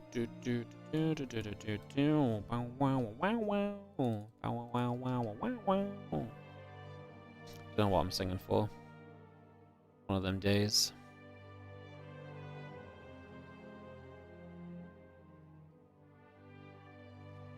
Just one of them days. Yeah, now we're just waiting for Classic, so he actually needed some time anyway. Now Classic's back and ready. Clem is going to give us a go-ahead motion if he is ready to indeed go ahead. There's our new question mark on this one. What's going on, Wardy? Not much, pen friends. Just chilling, casting some StarCraft 2 and enjoying some games. What's going on with you? How you feeling? Been doing some selling out, but trying to push those numbers up, guys. 1642. Only 358 to go. 358. I'm sure there was a point in the like 3-4 months, like after my wedding when I went on my away for a week or two. I'm pretty sure we had like 350 subs in general then. The bounce back was real. The grind has been true. Been a fun couple of months stream. We've been doing a lot. We have been doing a lot. Alright, let's get this on the way by, guys. Let's kick this off.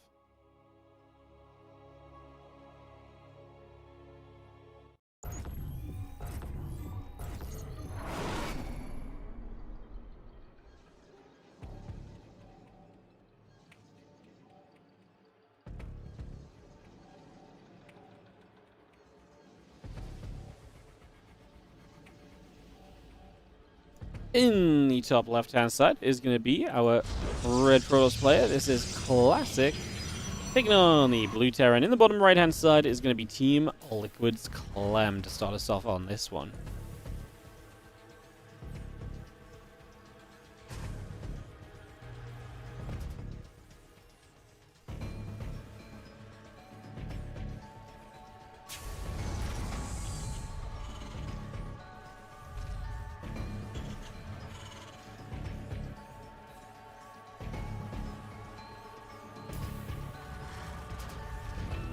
Alright, so we can take a couple moments, get this on the go.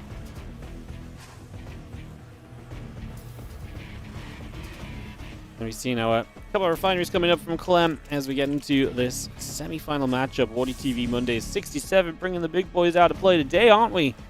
Yes, we definitely are.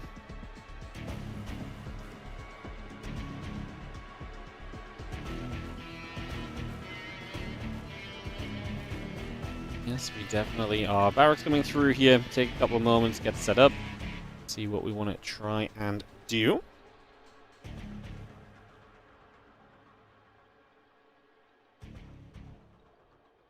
The Reaper coming up, Cybercore and the Nexus both on the way in as well, so we get a little bit of that on the go immediately. What's up, Slothy Joshi? Thank you so much for the Prime sub. Appreciate you priming us up. Thanks for choosing to support the channel and the StarCrafts and all the rest of it. Just as we get into this semi-final, I just want to take a moment, guys, to obviously remind you all again, the WardiTV Patreon page is still active and looking for more support as well. I mean, I know I'm talking a lot about money, but real talk, the WardiTV Patreon does a lot for us. It allows us to run these tournaments. They are the is the baseline foundation of our prize money. So 100% of anything you pledge on Patreon goes directly into our WardiTV kind of tournaments. So if you guys want to support the tournaments, the Patreon's a great way to do so. Patreon.com/WardiTV. It's yeah, a great way to support if you want to specifically support the tournaments and their prize money. Thank you, Slothy Joshi, for the Prime sub as well, initiating me to sell out about something. And on we go as the Reaper heads across to the upper left-hand side of the map, moving around for the moment. Sentry, warp gate, a couple of batteries coming through. Probes on the way. Little grenade going down, bopping the Stalker about. Just going to be seeing the Cyclone, the Marine continuing through as well. And yeah, Twilight Council coming in for a couple of moments here as we get established and figure out just where things are going to go over the next little bit of time.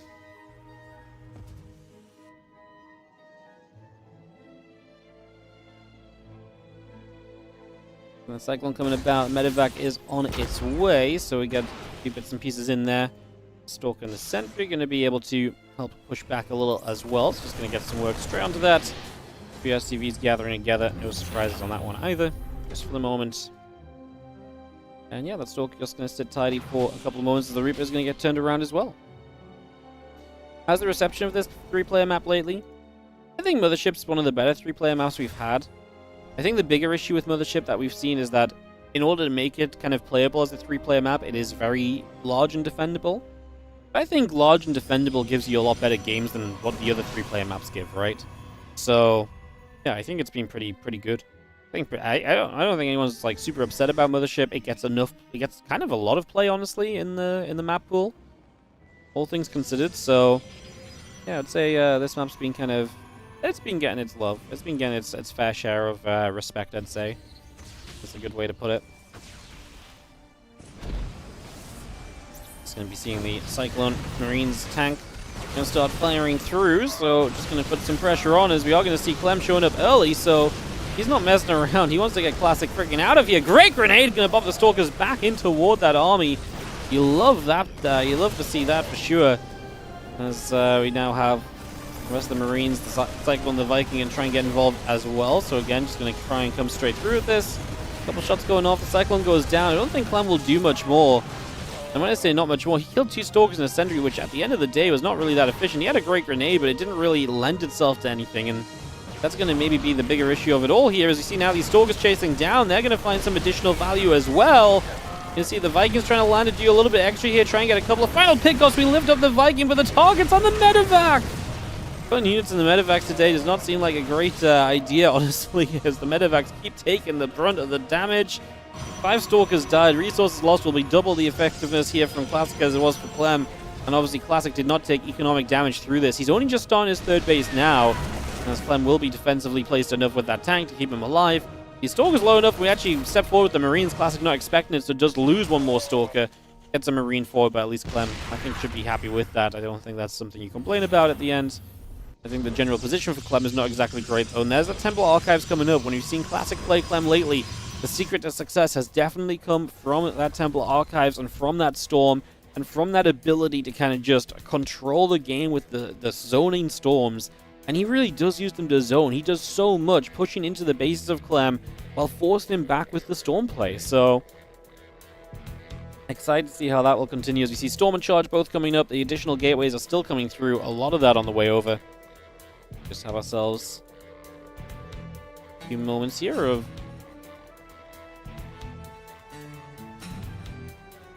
getting this all readied up. We have the Liberator going to move out on the map, so it's going to try and come across for a little bit of something here, perhaps in the next few moments as well. Storm Charge coming around, Forging the Gates coming up. We do see our probes continuing to build as well. Against Impact Combat Shield +1 coming up for the moment.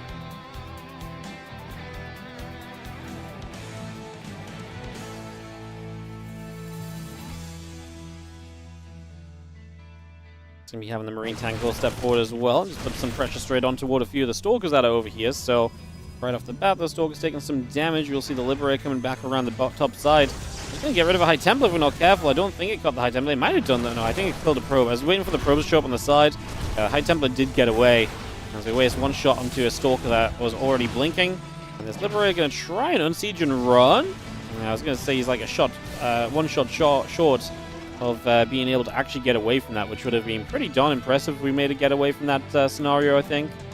So, not super crazy to see it getting kind of halted there. Just going to see the Prism still moving about. +1 attack coming through. Get that on the way. The rest of these units continue to go over for the moment. So again, we get that settled into place just for now. That all set up as we see the couple of Zelds are going to charge on through for the siege tank here. So looking for a little bit extra, as we are going to see the Bio going to try and come around the backside. The Storm kind of whiffs, and the unit's actually in a little bit of trouble. So as you can see, trouble abound, no doubt right now. Now we're going to take some shots, and a couple of medevacs end up trying to boost away from that to recover a little bit. Just got Marine Marauder medevac all coming through. The +1 coming up. Those medevacs will get over to the other side, and Clem looking to put some pressure on himself, and the Prism is poised to go into the main, but that's the High Templar, so you're not going to have the High Templar at home defensively if you position them in toward the main base, right? So that part of this could get a little bit awkward as well. Bio's going to depower a bunch of gateways. The Storm drop gets 8 SCVs, so it's not an unsuccessful drop by any stretch of the imagination. 9 SCVs go down. The Zealot Warping is big. Like I said, depowering a bunch of the gates by killing the pylons is nice, but not much of a follow-up for Clem, and he really needs... Okay, this is nice. He's going to run into the 3rd base, and this is going to get in, and I love that. Classic's too distracted, so he didn't notice the attack on the Nexus straight away. Now he drops the Force Field. Clem was just trying to cut off the probe retreat. He burrows the Widow Mines, so they're going to be able to get at least a bit of value here. Just going to kill off Stalker as well. Love that. Stalker, a more valuable unit than a Zealot, drops back into the main base. Marauder's tanking to give the rest of the units a chance. Now overwhelming over on the 3rd as well. Clem is losing 39 SCVs, but Classic has lost his entire army. He's not exactly mining comfortably right now either. Clem gets stormed, and a few of the units going down in that storm as Clem is double army supply, but he's down so much economy. He needs to keep doing damage right now. I don't think he's going to have the momentum. He needs to truly make it happen. Great effort, but all of that SCV damage has just been a little bit too much, just a little bit too far to really truly recover from here, unfortunately. I do see the medevacs continue to try and just edge away for a moment or so. Again, out of this direction. And yeah, I mean, this is... I mean, Clem still has an army supply lead, but it's not sustainable off of, 19 workers, right? So... Yeah, not really sustainable, not something that's really realistic to keep going. If he's going to win, he has to do it now, but every warpin just takes advantage of the 60 probes that Classic is mining with. And Clem is realizing he can't do it, so he's going to start a rebuild and just see if he can get himself back in the game. But man, like, the next couple of warpins are going to be absolutely brutal here. Like, they're going to do so freaking much. Hard to really believe that this is not going to be asking a little bit too much overall, I think, of Clem at this stage. He is going to get the High Templar, which kind of run to the front here. We're going to target fire down 3 of them. 2 become an Archon. Again, that's great if there was any other kind of follow-up to this, but again, there's just really not. So you reset the tech army a little bit, but again, there's just not enough units here for Clem, who has played a valiant effort from what was already kind of a rough opening, as we mentioned at the time. This was already kind of a pretty nasty starting point. Get a little cleanup there as just have the +2 attack, +1 armor, continue to come online. The Colossus and the Zealot, 2 probes and the Nexus coming online as well. Wouldn't mind going to shoot, the Zealot will go down. That was a been a cool game, but Classic's definitely going to come out on top. I'm really struggling just in this versus Classic matchup specifically lately. Storm gets a couple of SCVs. Pushes on the right side. Like I said, at this point, Clem has not had the economy to maintain the army. And without the army, you're not going to maintain yourself in this game at all. And that is pretty much where we're at right now.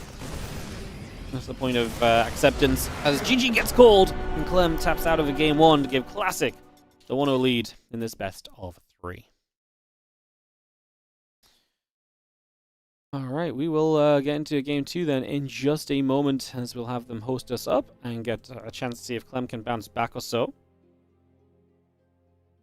There's not been enough Storm Drops with the zone being so big and so on.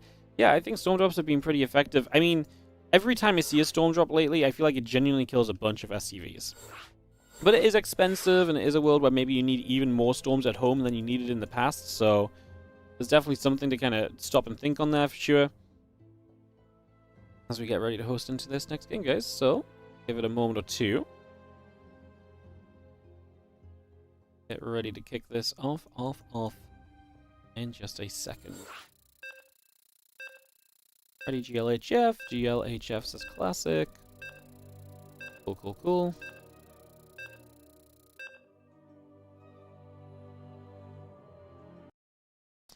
Ruby Rock gonna be map number 2, guys. I'm gonna get straight into this and get this going. Just ready to rumble. Classics definitely feels like he's figuring this matchup out a little bit. Clem attempted to be aggressive there.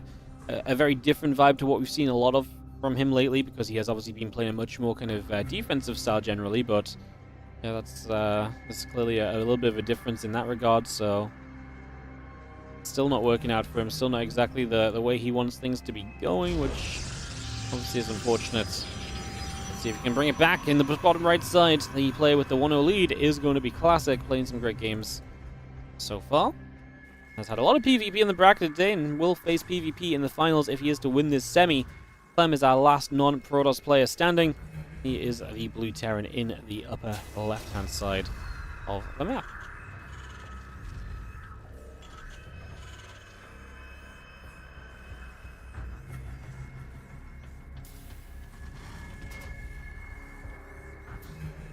Game 2 here on Ruby Rock, as we will settle and see what we can do, what we can set up for, what will happen.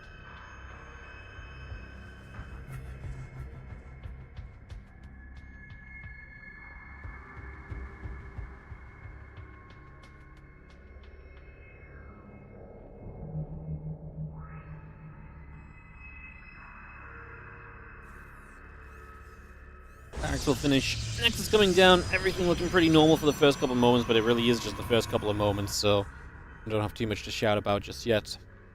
But any Zergs today, I think Fiont was the only Zerg signed up.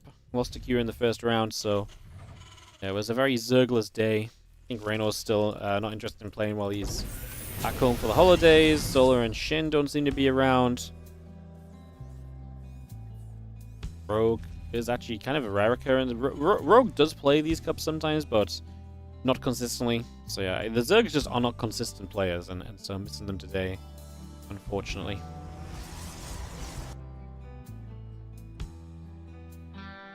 That's okay, guys. Had some Zerg representation elsewhere. It's just tough, man. There's so few Zergs. You feel it immediately when a couple of them skip out. Yeah, Zerg in the finals last week with a laser as well. But yeah, it is holiday season too, so I imagine a bunch of the guys are still enjoying family and holiday time and so on. As the Gala probes pull out over the sides. It's going to be having our Twilight Council building through. Get that underway, and let's see what comes of this next couple of moments. Sept is going to come over to the side as well, just going to get that moving along for a couple of seconds. And the Twilight Council coming up. Get that underway through.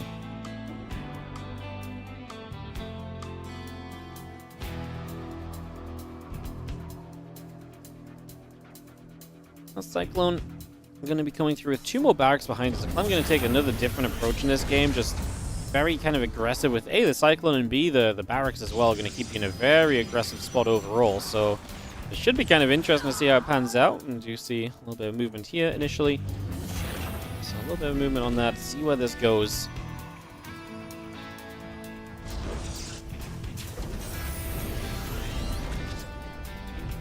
Max wants to come across over to the tech labs. Gonna get that in position straight away.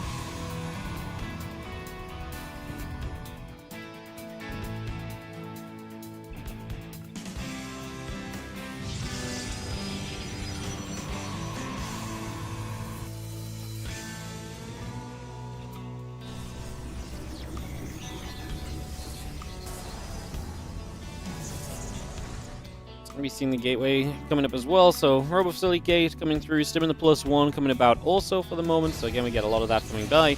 Just going to see the Marines and all the upgrades as Clem goes fully into the bio play. I wonder if he feels as though Classic's a bit greedy maybe at times, and just a bigger bio shove has like a lot of potential to maybe make things happen here. I wouldn't say that that's a super crazy claim, to be honest. I would say that's a pretty realistic possibility actually overall. Let's just have again the upgrades coming through. We're trying to see what's up.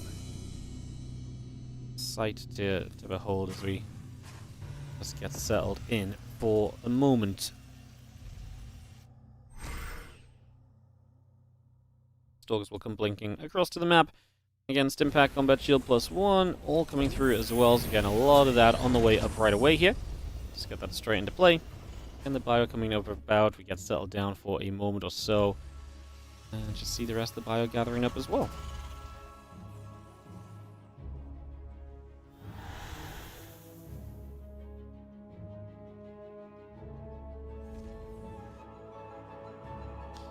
Prism is obviously going to linger and look for an opportunity to get in.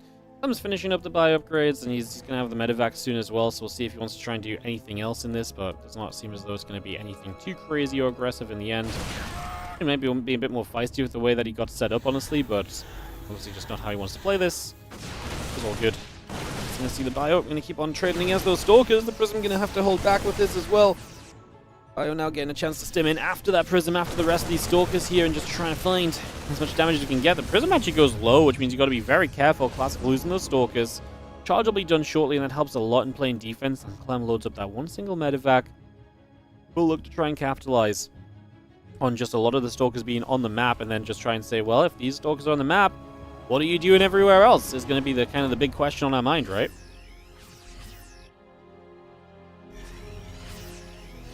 Team Medevacs, Marauder on the way, armor upgrade and the concussive shells all building through. Medevac will continue to come by for the moment. Just going to see the rest of that force collecting together. Stalkers get a couple shots off on the bio units as we fight here and scrap for, like I say, just a little bit. Just going to see that bio still coming through, chasing the Stalkers down for a little while as well. Again, Marauder, Widowmine coming up, armor upgrade coming through as well. Concussive Shell is going to be a part of this as top of everything else.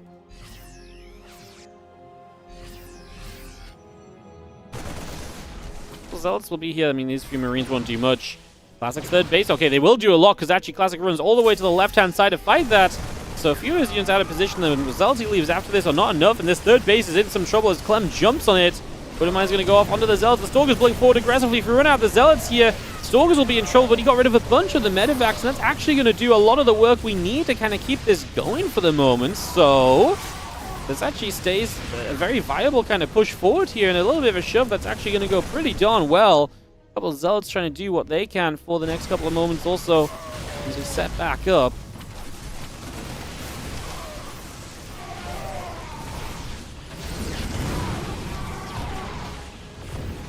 Zealots will just get through there. Just going to see the Immortal still firing away. Storm coming up and online as well, so keep that going.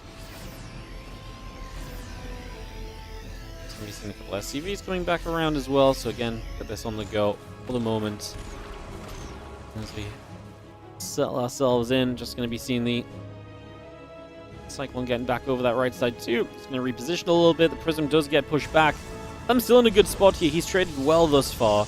2.7 to 3.1k resources. He's obviously put some pressure onto the economy. You know what? The Stalker Blink was crazy, but I do think it was super good because by denying Clem the ability to keep those medevacs alive, he really did push that army back, and then the army really had to full-on retreat as well. Classic will not be allowed at 4th base. Probe denied already. Clem is still pushing forward. Obviously has to be careful of the storms right now. Zealots, I wouldn't mind burrow up. They're going to have to unburrow and run because obviously they do not want to just face the wrath of the storm and just go down without doing anything. But they're going to get chased down now just in general. Burrowing them all up together and being clumped is super punishable by storm now, especially when one storm kills them completely. So, yeah, that's a nice play from Classic, just identifying that. And again, one of the ways in which Clem will have to be a little bit more cautious overall, as he still sits in the driver's seat of this game, but has to be careful. There's the Prism, and it's going to go forward. And these Zealots have seen a little bit ahead of time, so we get a little bit of pre-warning on this for Clem. And he's going to start pulling back. Classic's coming over with everything else as well. How many of these SCVs end up dying is going to be one of the big question marks at this stage. As he runs straight over to try and do something with this. Storm coming down, a little bit of the bio going to get hit there. You're going to see the Robo Facility and Robo Bay continue to come up just for a moment or two. And all the SCVs going down just for now. Having our Ghost, the Marines, the Viking continue to come about. Robo Bay, Robo Facility, and the Forge coming online as well. And Nexus still very much so on its way in. Let's get that brought up for the moment here. Fire's going to fight, so let's take a little bit more damage. It's going to be seeing the Storm coming straight through. We see this where the Storm starters zone this army backwards. Clem has 1-1 upgrades though. That's going to help him a lot to the 0-0. Just need to try and stay clear of some of these storms. High Tempos are going to start taking damage if they're not careful. As we're going to see Clem trying to make a dive through. One more storm comes down. There's another storm available. A lot of Clem's units in the back are hurting. We will now see the Bioforce having to step back a little bit. Definitely bruised and battered. The Medevac's completely out of energy. EMPs will delete the Archons. Means that these last few units of Classic will go down very speedily. And Clem will step forward, going after these reinforcing rounds as well. The Viking is going to get the shot off to kill the Prism. And Classic will lose everything on this attempt to be aggressive here. That is not going to go in his favor. And Clem is going to come out in a very good position at the end of all of that. Man, Classic gave up everything trying to push this base. He really believed that this was his moment to shine and to never look back. And unfortunately, it was not quite the case in the end. As you see the 2-2 upgrades, the Ghost, and so continue to come through.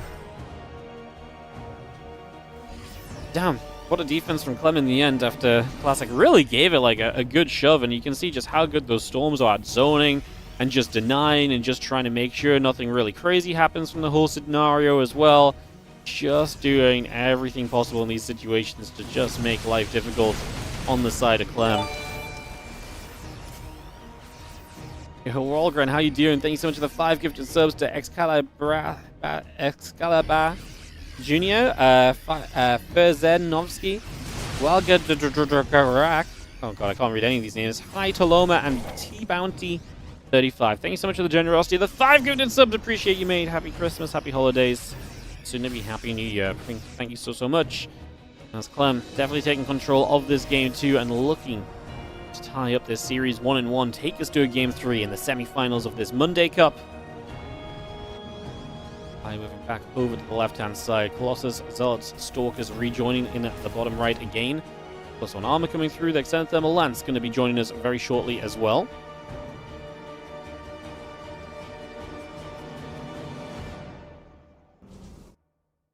Fire down at the bottom. A couple of Ghosts available. Going to see a Probe is going to get jumped on straight away. 3-3 and the +1 ship weapons coming through as well. So again, we continue to get a lot of that just built up already.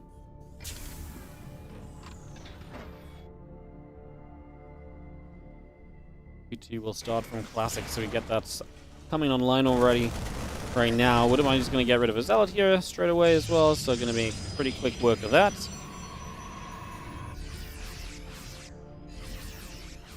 A little bit of medevac healing coming by as well. T2 upgrade still coming across. It's going to see the 3-3 coming up at the same time, so again, a lot of that coming into play. As yeah, the 3-3 going to be big for Clem, going to be a big advantage in these next few moments for sure. As the Bio joins up, Prism comes back across, and again, the Colossus going to be settling in. These next few moments, Bio Ghost maxed out. I mean, the thing is that Classic gets maxed out again here as well. So Clem not able to kind of follow up and capitalize on that previous fighting that was done. First Storm is actually going to soften up a lot of these medevacs. I love that. That Storm was actually pretty effective for what it was.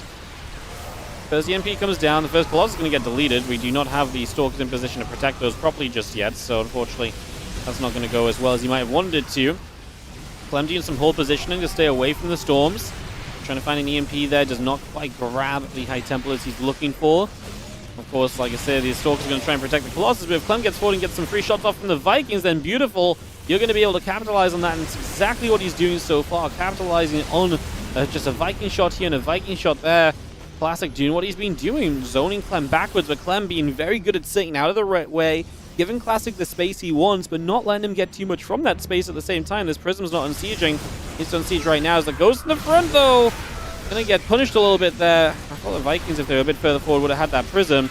You see Stalkers here trying to turn to fight onto the Vikings. Now we're just in full retreat mode. The High Templar do not have energy. Do we have one Storm? We did. And that's going to be enough to make Clem turn around for a moment or two. Clem respecting that Storm and that damage it can do. I know we all like to believe Storm doesn't do anything anymore, but it does. And especially when you're continuing to fight over a long time. If you stand in enough of those Storms, yeah, it doesn't insta-kill you anymore, but it definitely softens you up and puts you into a much worse position. So it's definitely something we've got to be very, very careful about in general still here as Clem. And get the Nexus on the bottom side, so that's going to be a big win. Getting rid of a Nexus over there is always going to be seen as a major positive, so we love to see that already. Just going to see the rest of this Biomedevac force gathering up, going to unload out into the main base. That's going to make this much more complicated for Classic, who now has to find a defense back at home. He's starting to lose a lot of production. He can't warp in against it, so he could recall against this. Clem's just going to pull back and probably play defensively and just say, right, then walk into me. And Classic loses a couple units. He adds a Prism back at home, a big Storm, honestly. Loses the Prism now, is now finally going to recall. Clem already did a lot. We'll get a Pylon. Can he get anything else here? I was going to say maybe he could have been able to get himself... Ooh, I was going to say maybe get himself a couple of the Colossus as they Prismed in, or recalled in, sorry. But then things got a little bit messy. Clem getting a little bit chased down here as well, so he's going to lose a lot of these units, but he definitely created value. And he is going to move other units over to try and take advantage of this. You can see his main army moving across now. Does it get here in time to take advantage of this situation? Is going to be the question mark we're asking ourselves. For the moment, it seems like no. Classic is going to escape away from this. And Clem does not get the catch he's wanting. Vikings will get a Colossus pretty easily, though. Nothing really here to stop that from happening just yet, at least. Vikings coming back over. The couple Stalkers taking some damage. We will see that cloaking coming up for the Ghost as well, so just getting that straight into play. 16 minutes almost on Ruby Rock as the Colossus try and come through. Good EMP from Clem. These Colossus are going to go down quickly, two of them, and we do have Liberators sieging up as well. That said, now these Templars are out of energy. One Colossus remains alive. Clem is just going to stim into this. The Vikings all gone, so we can't jump on that Prism. The Zealots will warp in, but are they going to be able to warp into a good enough scenario? Answer, no. GG's. Clem is going to tie this series 1-1 in the best of 3 semis. And we have got Clem and Classic going to a deciding map to figure out which of them will take a spot in the finals here today against a Protoss player in either Showtime or herO. That obviously comes up after the semi-final as well, so that one is coming up too in the near future. Classic, a 2025 champion, is putting the work to Clem, and Clem is putting the work back to him. Of course, Classic eliminating Clem from that tournament. And we had them in the Christmas Day games. Classic eliminated him there, so there's definitely a little bit of history recently between these two. We'll maybe get the last laugh of 2025. This should be the last time they play, unless there's some other cup/tournament. I don't know, but maybe there's a Picasso Cup tomorrow or so. But there's not much left competition-wise in 2025, so it's one of their last chances to finish off this year against each other. Classic's had an amazing year against Clem, all things considered, ever since that 5-win streak he set up in RSL and continued through with EWC. Has really been a great rivalry to kind of watch between these guys ever since that sort of set up and got going. So Been a ton of fun.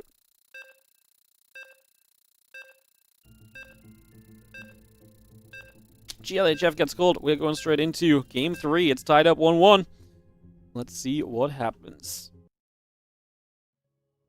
I think Clem did an important thing, though. I think he threw Classic off a little bit early, and Classic never felt super comfortable, you know? Like, Classic didn't just get comfortably into his army composition this last game, and I do think that goes a big distance to kind of helping you out there as well as Clem, because this was definitely a game where Clem felt a lot more comfortable himself compared to what we've been seeing previously. Classic in the top left is our red Protoss, taking on the blue Terran in the bottom right. We've got Team Liquid's Clem.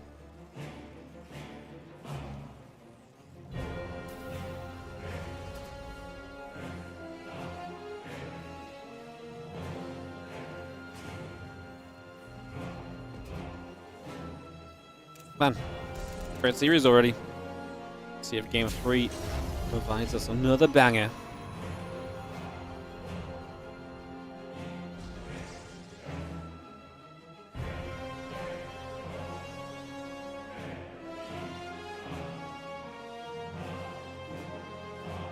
Okay, and the assembly coming up. Probe. I'm going to head to the bottom right side.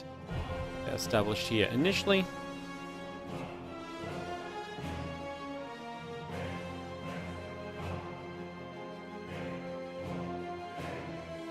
Okay, we're coming about, probe coming through, the rack's coming up as well, so again we get a lot of that on the way right off the bat. Just to start off with.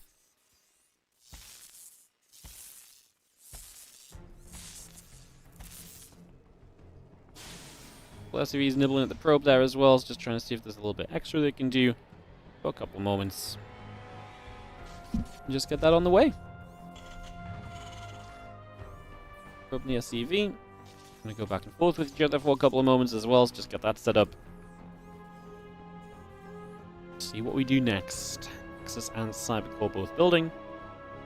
Those coming up as well, just for now. Probe going through. Green the factory coming by.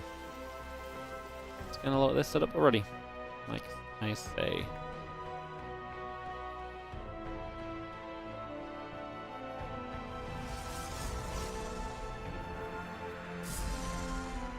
So next coming in, Adept and the Warp Gate coming through, Command Center and the factory coming up. Just going to be seeing the Tech Lab and the Depot on the way online for the moment. So again, we bring that straight through, just for now.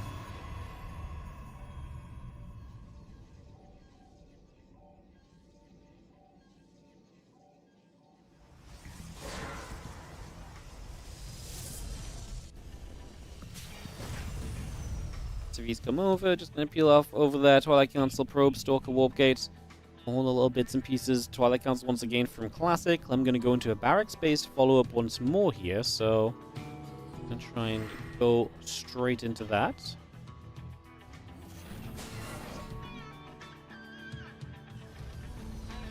And the Warp Gate coming about, just going to be seeing the link continuing through.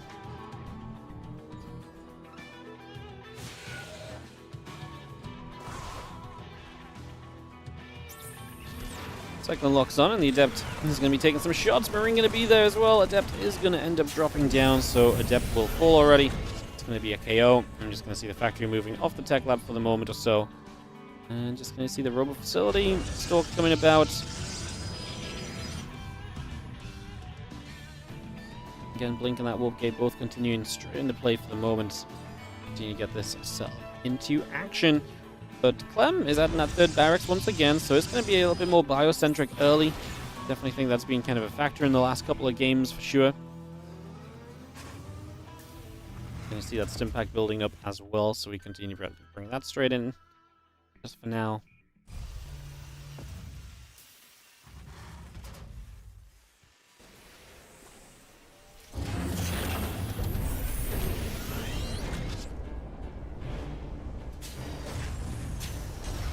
Get the factory in place there, like I say, just get that set up, get that in position. We have ourselves the Blink going to be done very shortly as well, so that will give us some options on the map from Classic.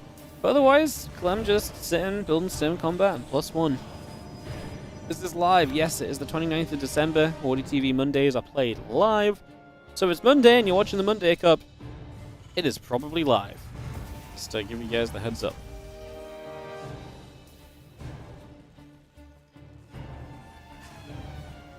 You thought the lock-on would break with the Adept Shade? Yeah, because the Adept never gets out of reach, right? The Shade just moves the Adept, so if the Adept is still in range, it still exists. There's never a moment where the Adept doesn't exist. It just teleports, essentially.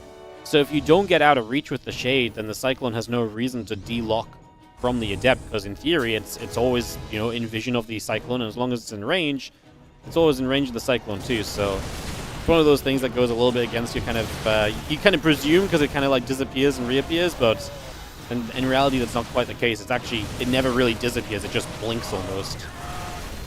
Does it also not break when the Stalker blinks while still in vision? Yeah, I believe not. Or does Blink work differently? Blink might work differently. I'm trying to think. I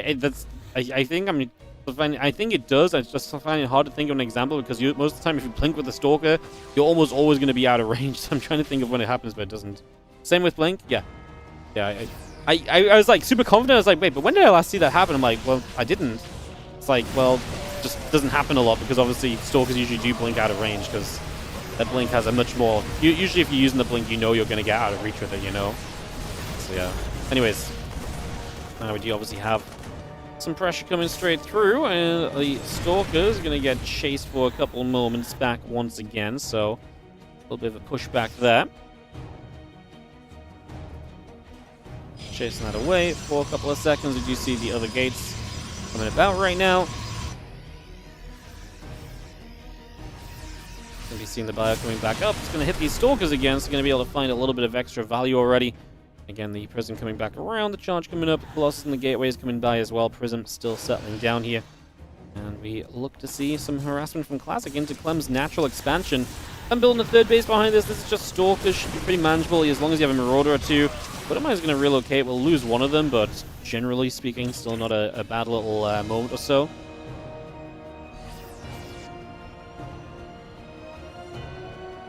And Colossus, Thermal Lance, the charge upgrade all continue to come straight on by.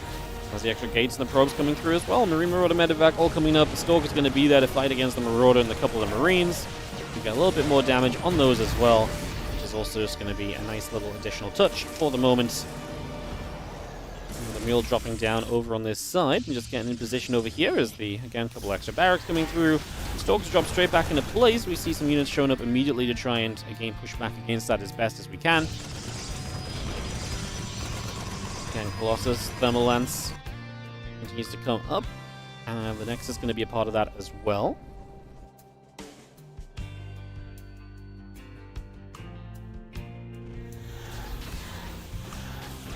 Just going to see the Marauder going to get caught by a few Stalkers, and we'll try and save that as Clem shows up and actually does make a play to try and get underneath the Prism even, but probably not going to be able to see too much success on that overall.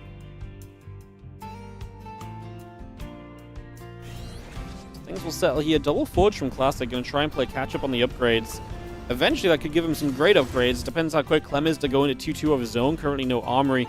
It's that kind of point where you're going to start prioritizing like air units initially. Maybe you prioritize the Ghost Academy at first before the Armory.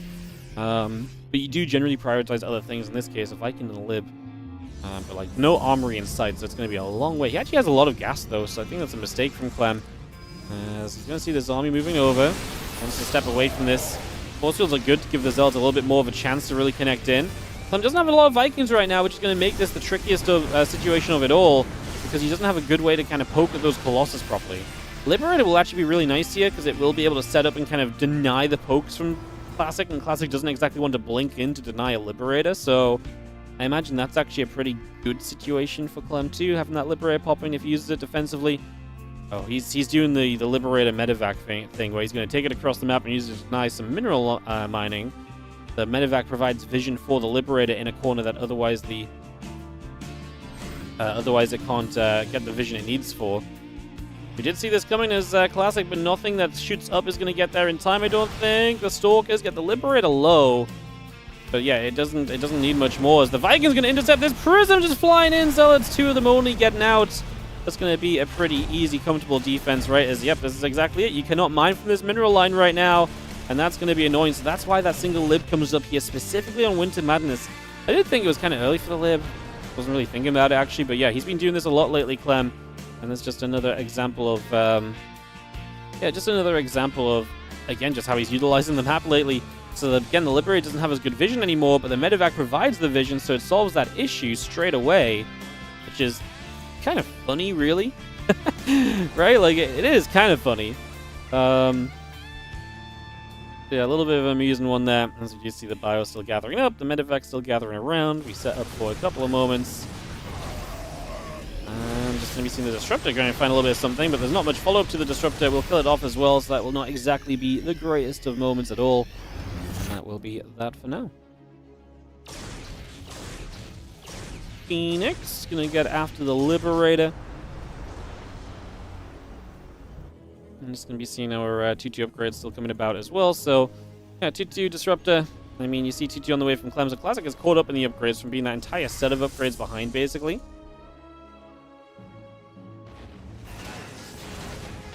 Army gathering up on that bottom right side. Just going to see the CC floating across.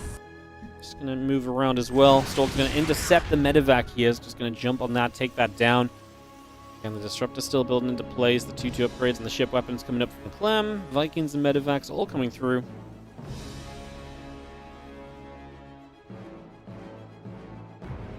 Well, maxed out versus maxed out. I mean, this is where Clem's like to play recently, but Classic has been able to figure him out in these later game scenarios. So let's see if this is going to be one of those situations now where that comes to be. And the 2-2 still continuing about. The Disruptor on the way. More 2-2 and the +1 ship weapons coming over as well. And we just have Marines able to chase down, get rid of a probe there, the few Stalkers. I'm going to show up with the Colossus, and that will get rid of even more of those Marines again. Disruptor pulling back, Bio and the Viking force gathering on the bottom right. Still got 2-2 finishing up very shortly. The command centers very much so on their way as well. So again, a lot of that setting up for now.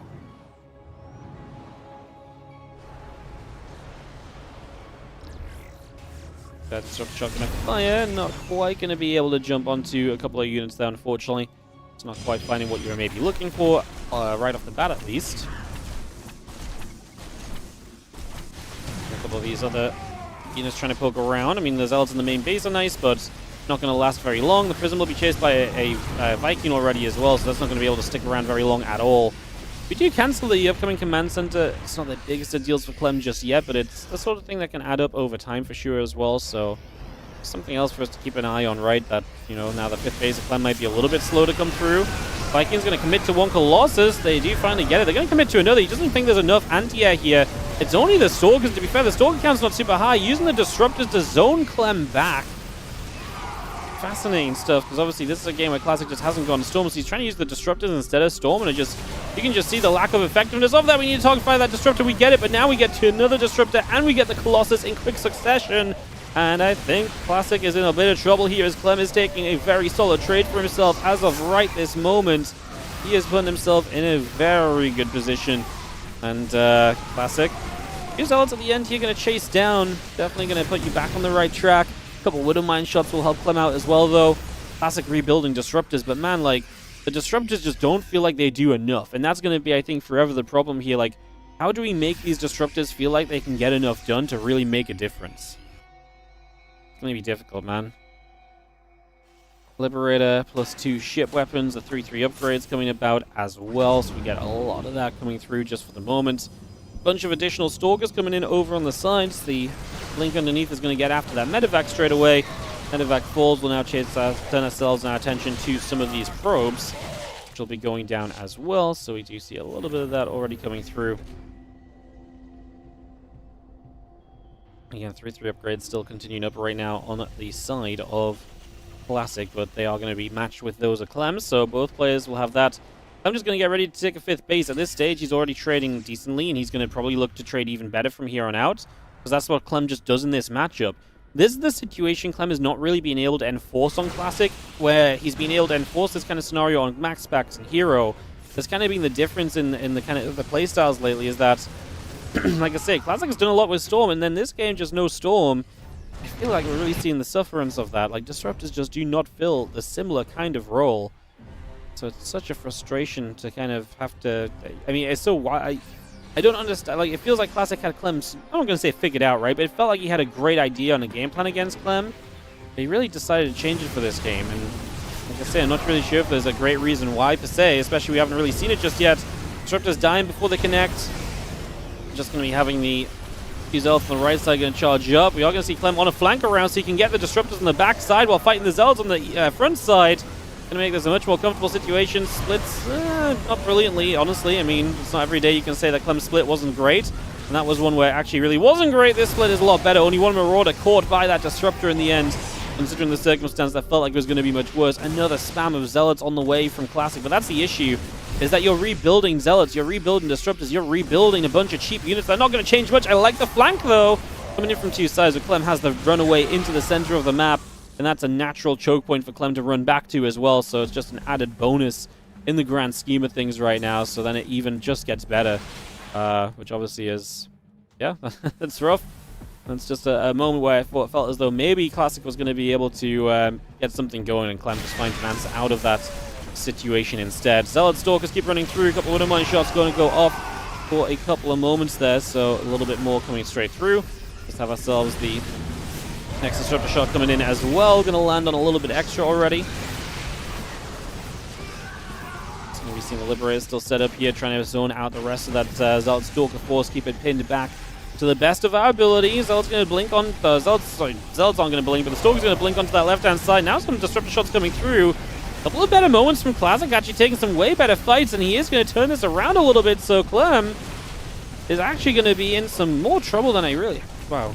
He's actually going to fall apart. He's actually going to fall apart. Wow, I didn't even see it coming.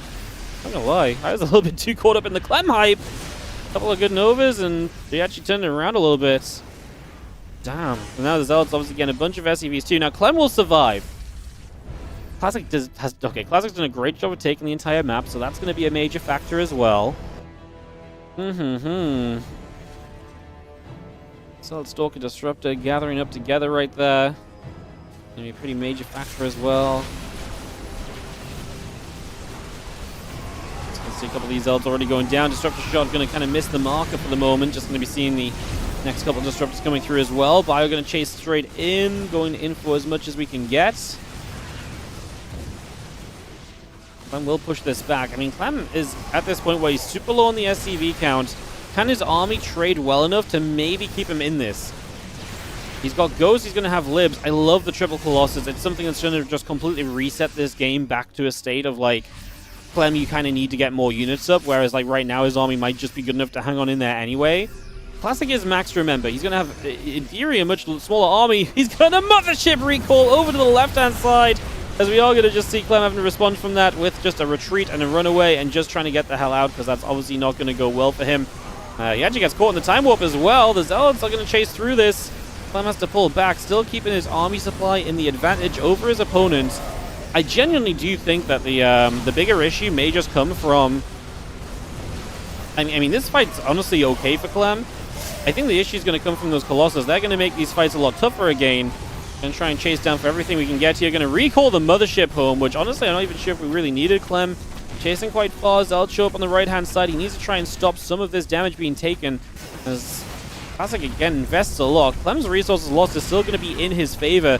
It's about preserving economy at this stage, while Classic can kind of just throw units at you pretty much just non-stop at this stage. You can just throw unit after unit after unit at Clem, and if Clem gets out of position and can't keep up with the game, that becomes a big issue. He's going to get across. He's going to start getting after these Stalkers, which have to start retreating away, and now the Zealots are not enough to kill the Planetary. The Planetary Fortress will live. Clem drops new mules on this location, and that base is saved by the skin of his teeth, and just about able to keep that alive. A little bit of eco stays on Clem's side. Massive moment there, because, I mean, just a base going down you can't necessarily afford to lose out on. Now you see the Mothership is going to show up as well, so the Mothership coming straight back into this on top of everything else. Well, here the Colossus. This time the base will go down. So it stayed alive for a little bit as Clem is just again out of position and trying to find his way back over this. Can't get the Disruptors quickly enough. Trying to siege these Liberator Stalkers. Should be quick on targeting those. This time around, I really feel like those Colossus make a difference. Clem losing SCVs again, but he just says GG. He cannot stay in this. Quite the effort from Clem at the end. I gotta say, credit to Classic. This game surprised me. I really was caught up in the complete Clem hype train, and I'll say it again and point out my mistake, because I really thought he was just off to the races already. Like I already thought this was kind of a done deal. maybe not a done deal, but like it felt like every single trade was just going great for him. Obviously not the case in the end, and Classic is going to come out with the victory. GG. Just Classic's army movement is fantastic at this point in time. It's really sick to see. All right, up next is going to be herO versus Showtime, guys, and we are going to have a PvP final today. As we'll run some addies and get this started up soon, because everyone is joining this lobby, so we're going to be good in just a couple moments to kick this off. Alrighty, guys, thanks for joining us, and thanks for being here. Like I say, going to be PvP the rest of the day. We do have some sponsored content at the end, so if you stick around, I appreciate it, because we do get paid per viewer later on, so we'll just mention that in case you're thinking of dipping out for the PvP, maybe thinking about dipping back in an hour or two for the sponsored content. But we still have great PvPs. Classic will play the winner of Showtime herO, so it's going to be good. It's just PvP. This is why we didn't cast herO MaxPax earlier, guys. We got our fill of TVP in already, at least. As once again, Classic dispatching of Clem. Players are readying up, so we are pretty much set to go and get ready to go into this PvP semi-final. Will it be Classic or Showtime to... Sorry, herO or Showtime to play Classic in the finals? Get this on the go. Ruby Rock.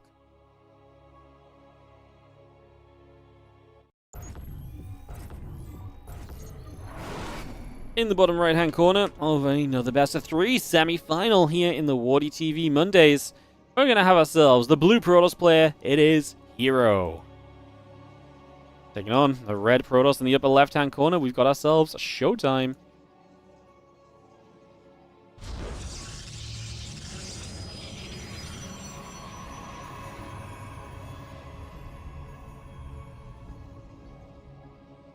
Come on, best of 3. Can Showtime find a way against herO and give himself a shot to play versus Classic?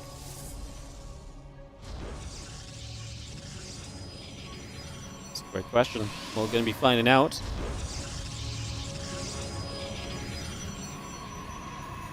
There's a couple of gates coming through. The assimilators start up. Get ready to go.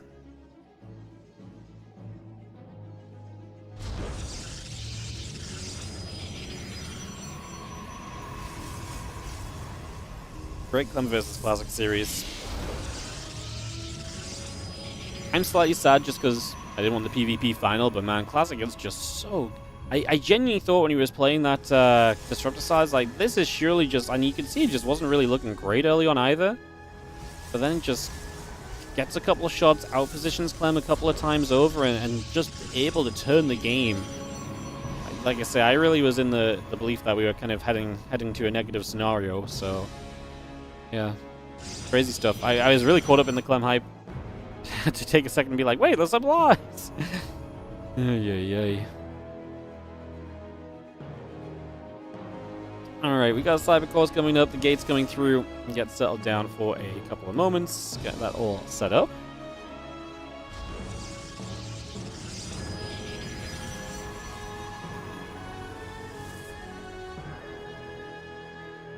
All the devs coming through, the warp gate coming by, sentry on the way as well, so just get that all on the go just for the moment. Start this off. Figure out what our next step of PvP is going to look like.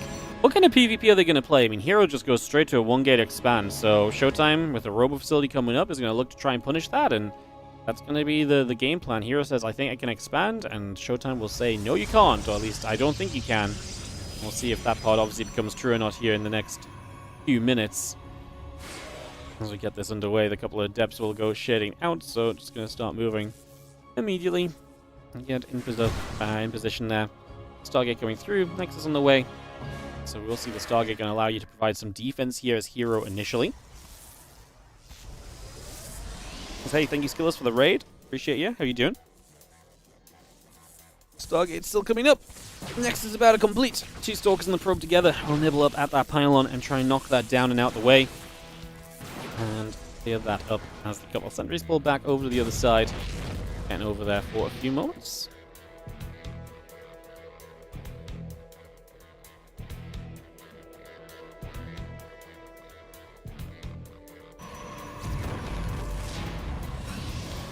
Showtime is going to throw a Nexus down, so he's actually just going to apply pressure off this Robo and then look to keep this game alive afterwards. So, credit to him. It was not actually thinking that was going to be the plan of action, but we will go for it. So let's see how it goes. So the depths will come shading around, so we'll just move over there for a couple seconds.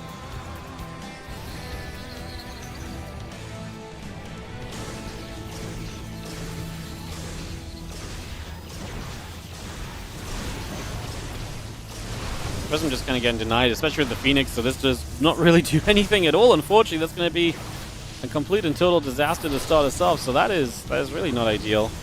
Like I say, not what we're really looking for initially there. Going to see the Phoenix coming back over to the other side, so they're just going to come back through for a couple of seconds. And yeah, Nexus, Twilight Council, all coming up. Because I'm going to relocate over to the side for a couple seconds as well. It's just going to bring that straight through for a moment or two. And yeah, Nexus Twilight coming online, battery coming up, Phoenix are gathering. We wait to see what comes in next. The Observer going to fly down the bottom, just going to see the Phoenix coming over. Not ideal for Showtime later expansion. To be fair, the work counts come out fairly even though, and his opponent's got Phoenix, which you could argue are maybe not always going to be the best of scenarios either, so some benefits here maybe. A couple Storms will put some damage out. Phoenix will take some hits. We'll just see the Phoenix taking a few shots there initially. Start things out. Phoenix will take a few more shots. Stalkers and the Sentry going to be there as well. It's going to be helping to push those Phoenix away, stop them from doing too much at the moment. You have extra gates coming around, the Blink building up, Twilight Council probes, Observer, little bits of everything still building through. Just for the moment, so again, getting up everything that we can for now.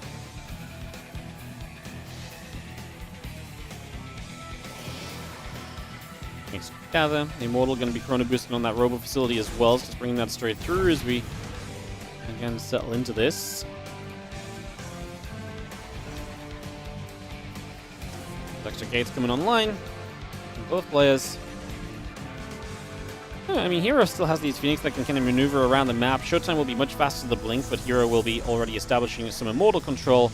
Showtime has the Robo, so he can go into Immortals of his own if he feels the need to or feels the want to. That's one of those things where it's like, you absolutely can, but you don't necessarily need to, right, at the end of the day. But you can just play a heavier Stalker count right now and play that aggression, and just try and take advantage of the fact you have Blink a bit sooner. You're going to have a few more Stalkers and so on as well. Like, these Phoenix are dead army supply weight, so, you know, the army supply is not as true for herO as it might seem that it is, so a couple of things to look at there. You see that Blink completing from Showtime, but only halfway across the map currently. See if we can get the other halfway over in the next few moments. Prism is going to be coming across too, so bring this straight across again. +1 Blink, the Immortal and the Gateway all coming online. The Hallucination at the front is going to go down. Yeah, we blink for the Immortal. It makes sense, but obviously, you know, he doesn't know if it's fake or not. Why not? Because to be fair, it's not like he really suffers from putting the Blink on cooldown there. Maybe if the Force Fields had been a bit more aggressively forward, then he would have been punished for actually making that Blink. Then that actually would have been very interesting. Then that would have been actually a pretty sick play, I think. Let's just see that Stalker again picked away at it. We are going to be seeing the Stalker's going to continue to fight. Stalker's will deal some damage for the moment.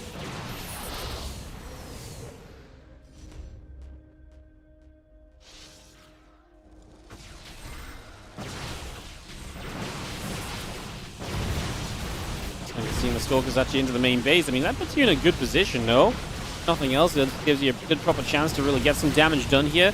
See the Stalkers coming through. I mean, you're basically looking to nullify the Immortal usage of your opponent. Now we can try and dive on the Immortals. We get rid of one. We're going to look for the second. That's very risky out of Showtime. He's also down an attack upgrade. His Prism's going to get denied. This was a very committed play that does not go in his favor. And that is going to be a GG. herO is going to take the opening game of our round of 4. And we'll be heading into game 2 to see if Showtime can bounce back, as felt very committed there, Showtime, and obviously that did not end up going his way, so kind of goes wrong very quickly from that scenario. Like I said, we'll get game 2 up in a moment or so and see what we can get going next. Cool. Get that started out. It's going to be Tourmaline as our map.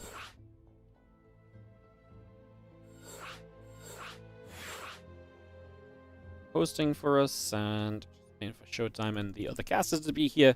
We'll be able to kick this off, guys. No ads between the PvP games. How lovely is that? Wonderful.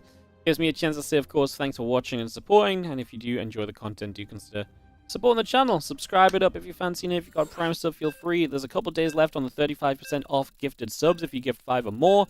So you can check that out if you're on the Twitch as well. And all of it helps to support our tournaments, the WardiTV Mondays, and the other events that we run. Obviously, we've got more stuff getting planned up for 2026. So if you do enjoy the content, you want to see more, do consider supporting. At 1648 subs right now, guys. The push forward has been immense. It has genuinely been crazy. So thank you so much for the support. I appreciate you all as we head to game number 2. In the bottom left-hand side, the blue Protoss, it is going to be herO. And in the top right, the red Protoss is going to be Showtime, looking to bring this back again. Let's see what we can do to get this second map started up. Like I say, one of this plays classic in the finals. And yes, there'll be some back-to-back PvP, but between some of the best Protoss players in the world, can't really complain too much, can we? No, not too much. Is this live? Yes, it is. Master Beats 21. It is live. Monday Cups always are. Unless some weird circumstance arrives that I've not seen happen before, at least.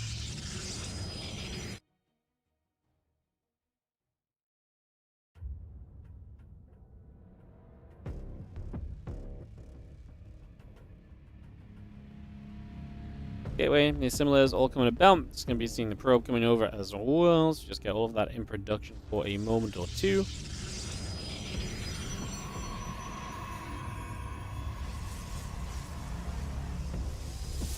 Monday 6-7. Yep, it's the funny meme number tournament today. It is indeed, guys. Yes, you're not wrong.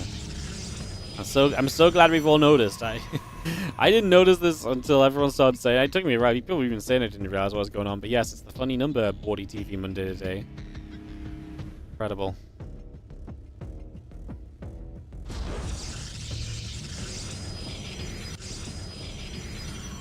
Anyway, cyber core.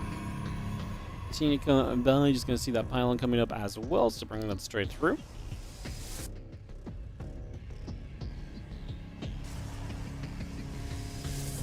Going to be having the pylon in that far right side position, so just settling that down for a moment or so here.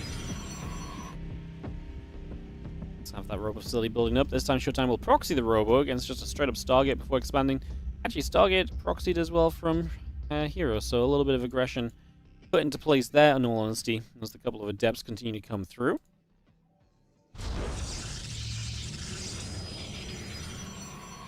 And robo coming up, a couple of adepts coming online, that warp gate coming online as well, so we bring all of that through for the moment. Just see a couple of adepts going to go in after that probe, so just going to get straight in after that. Probe is going to go down already. And the adept's going to shade back toward the upper right-hand side.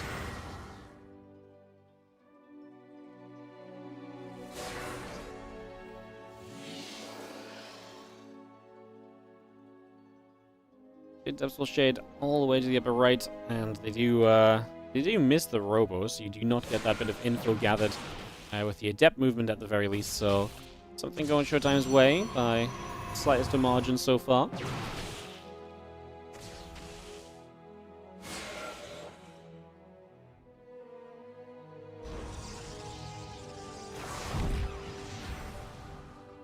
Showtime's adepts are going to have the better HP here, so as herO shows up to fight, we're going to get... Oh, we actually didn't get the extra shot off from that adept there. Oh, the Oracle shows up, because obviously it's super fast from the proxy, so herO is going to get a lot of the initial damage done, as you see. Yeah, a bunch of shots going off right away there. A couple of Stalkers going to be there to try and keep zoning this back. Adept in the main base now just trying to cause some more trouble, but Showtime is down to 14 workers, so his economy is not great. Trying to get the Prism up so he can make this Prism Immortal kind of just push ready to really go. The herO gets his own Immortal Robo coming up soon as well, so he's going to have his own Robo production soon, and he's obviously not working off of a weakened economy. The speed of that Oracle proxy is just going to hurt Showtime before he even gets off the ground initially in these first few moments, so definitely an issue as you can see. Let's have the Prism coming back over, the Oracle settling.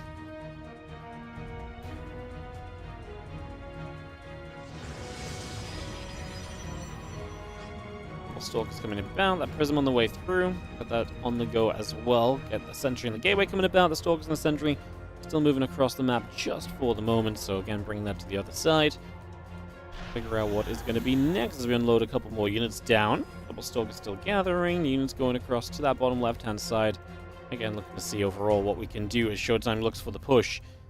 I mean, he's going to be able to hold the front, and maybe you can expand behind this where you're going to contain your opponent, but I'm not going to hold my breath if I'm going to be completely honest with you guys. Like, I'm not, it's hard to say you love the situation, right? Straight up, that's the first, the first port of call. It's hard to love this situation in the slightest. Let's see what he can do. He can deny the gateways. He has the advantage of positioning. So like I say, you're going to be able to get some of the structures here, but then we see units from the other side. Obviously, the Prism actually flies in an awkward direction, brings the Immortal to the low ground, but loses the Prism in doing so. You still have the Prism here as Showtime. This should be a winnable fight. As the Guardian Shield activates, we also see units coming down the ramp. I guess herO is kind of going to have enough, which is part of the reason why he kind of commits to this in the first place. That Immortal can be saved. We just need to drop something from the Prism. The Stalker will be given up instead, so that will be the call on that one. Oh, Stasis hits the economy at the same time as well, so Showtime is going to be missing income during this. Oh, that was a really crazy little sequence of events, actually. A lot happened in a short period of time on that, as we do see now the Immortal Stalkers continue to push through. The couple sentries coming back over. Just going to be seeing another force field coming down into place for the moment. And yeah, Adept Immortals all coming about. Another unit or two coming through as well, just for now. Stasis to catch for a moment or so, and the units will go back down to the bottom.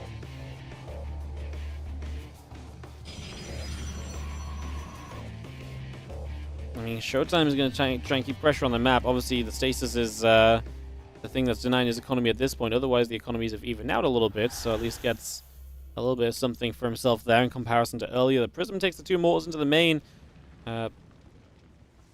Yeah, I mean, it's a Stargate game, but it's proxied, so there's nothing really at home right now to stop the Immortal drop, I suppose. We're going to get Stalkers onto the Prism quickly, though. Uh-oh. Prism's going to die, so these Immortals need to recall ASAP. I love the instant pickup, by the way, from herO. Oh, he just still get one. I was going to say, I love the instant pickup on the Stalkers. Like, these Stalkers are going to die if I leave them here to fight. Let's just get everything else there. These Immortals will die, then the recall comes in, so maybe it's like, well, maybe I should have just gone for the damage. He actually still gets one out of the two Immortals, and Showtime just getting caught. It really felt like there's not going to be much of an answer to that Prism. I think Showtime felt the same way, forgetting about the Prism, bringing Stalkers in itself, and actually put them into a weird corner, and then you get caught. And that is going to be brutal.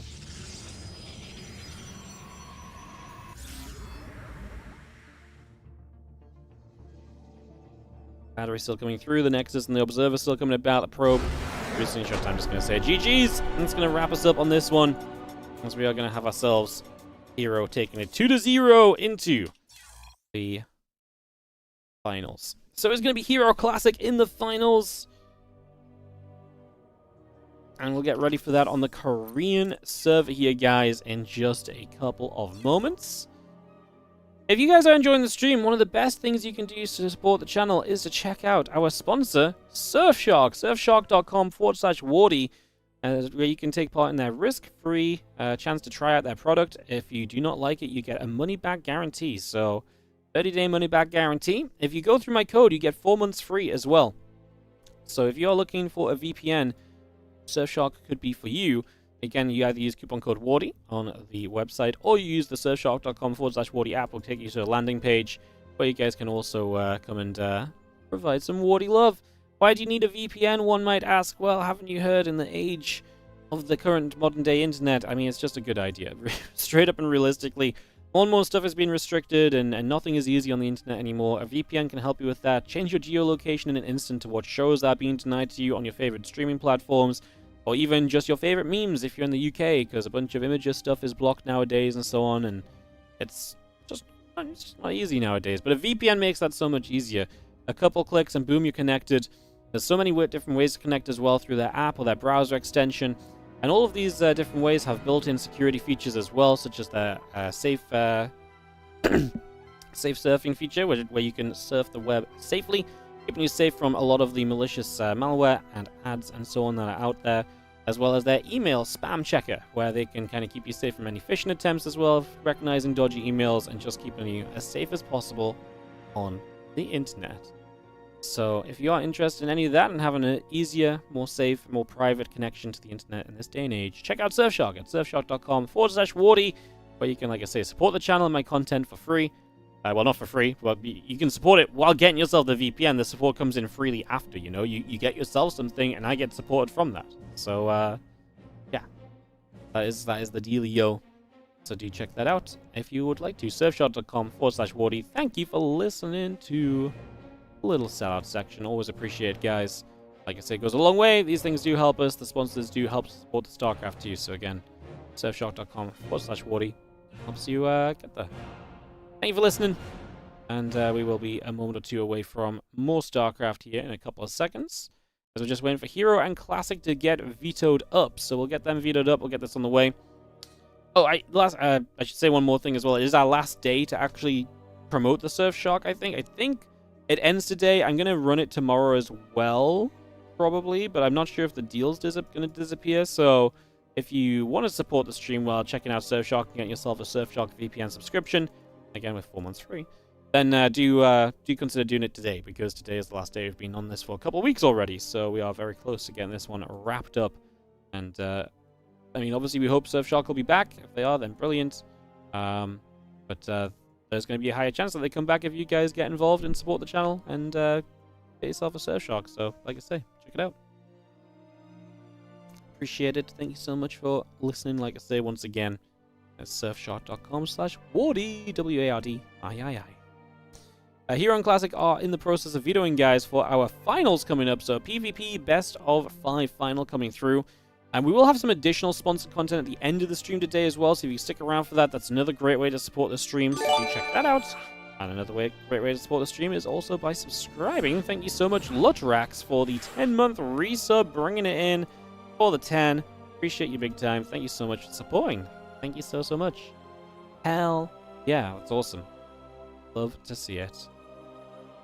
Love to see it. Alrighty, we are in the lobby, so we should not really be too far away from kicking this off, honestly. Get this ready to go in a moment or two. Classic was relogging for a moment, but yeah, our best of 5 finals is upon us. It's going to be PvP, herO versus Classic, and get this ready to rumble. Hell yeah. Alright. Players are readying up, GLHF is called, and we will start the countdown on this one. So we will kick this off and get this ready to go, go, go. Beautiful.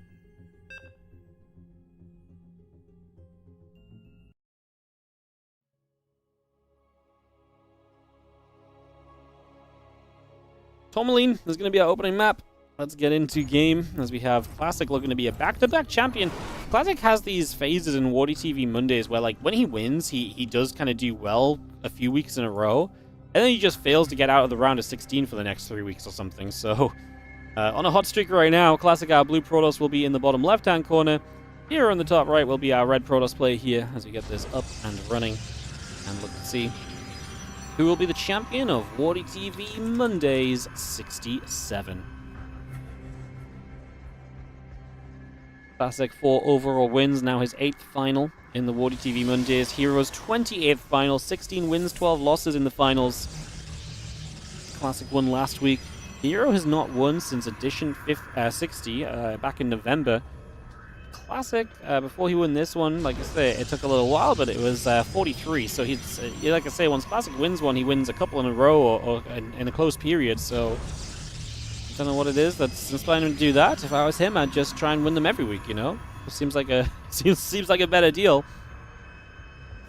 Let's get into this and see what herO and Classic give us here. Korean server, fingers crossed for no lag or anything like that. Fingers crossed. Fingers crossed, fingers crossed. As you see a couple gates, they're similar coming through. Just getting a lot of this on the way nice and quickly to start us off. Lovely. Probe gonna nibble at another probie. So just take a moment or two there. Get that set up.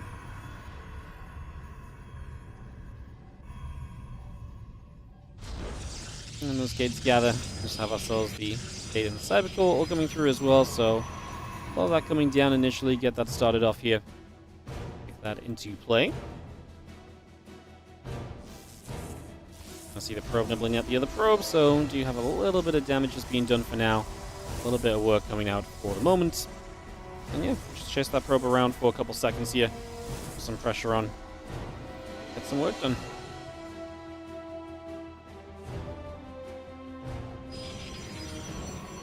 Talking the sentries all coming through. Just going to have ourselves the warp gate still coming up as well. Just going to see the probe again going after the other probe for a couple of seconds. So we'll just begin with that. As you do see those two stalkers both coming online as well. So yeah, bringing a lot of that up and online already. Let's see what will come next. A couple stalkers in that warp gate all coming online for now.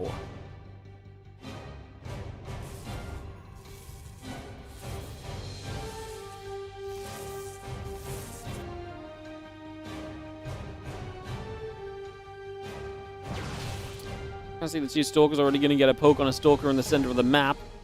And that's going to be classic for the first to apply a little bit of the pressure here, but nothing, like I say, too crazy just yet. We'll see where any of this goes over the next few moments. Nice little force field return. herO's going to punish Classic for coming over.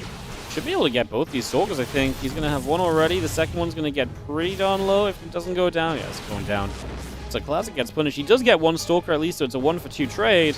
Still not exactly ideal, and these two stalkers can't do much else either, although the line of sight blocker does help. Those free shots as your opponent approaches is enough to make a bit of an indent, enough so that your opponent is going to respect you a little bit there and take a little bit more time to set up around it. So it's going to settle on that one.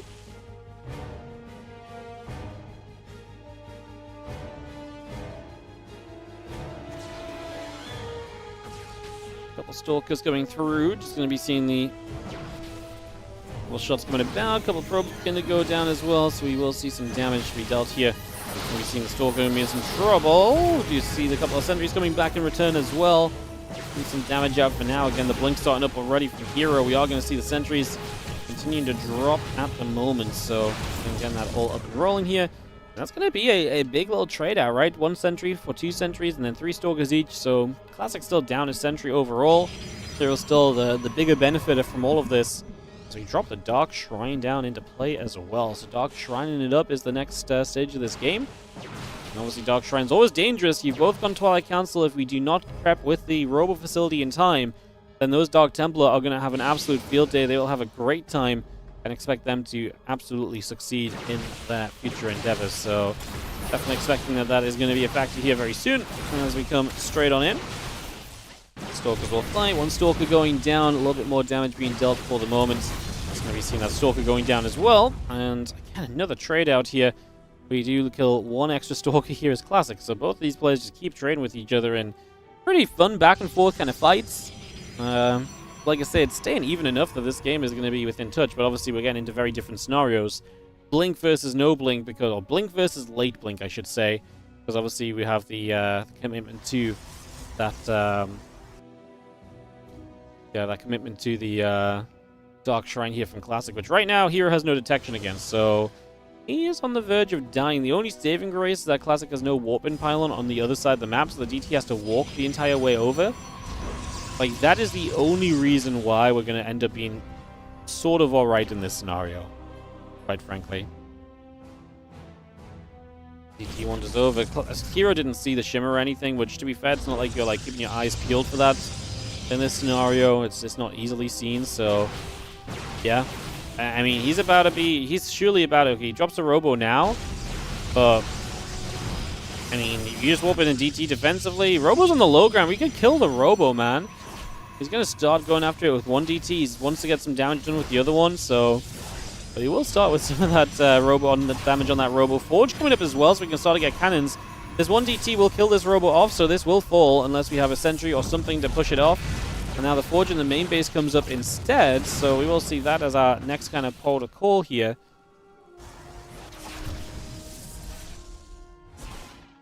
DT going to start going on the gateways. Obviously, Classic has taken a bunch of damage himself because his opponent had a way to tech, a way to kind of put some work on the other side, and he had no defense because he was building DTs. But in the end, herO just has no answer to the Dark Templar, and that is going to be good enough for the GG to be called. And we are going to get a classic 1-0 advantage in this best of best of 5 final. I don't know why I thought it was best of 3 all of a sudden. Sometimes my brain deceives me. Get hosted in. It's going to be 10,000 food for game 2. These guys are going to keep it going quickly, I imagine, guys. We're going to keep it going quickly as well. Going to go game by game, move through, and our sponsored content is the current plan of action. Alright, go, and ready is going to be all to start us off. And we go to 10,000 feet. Classic up 1-0 in this best of 5.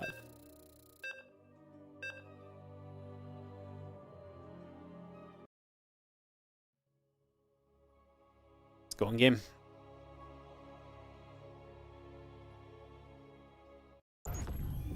In the top left-hand side, we're going to have ourselves the red Protoss player. This is herO, who is going to find himself down a game, getting Dark Template.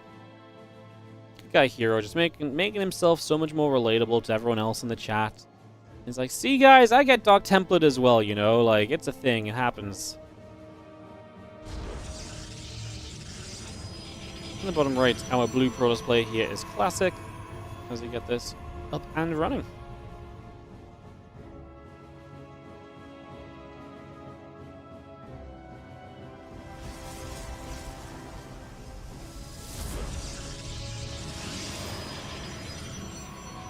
It's coming up. Probe's coming through. Get started here for a second or so.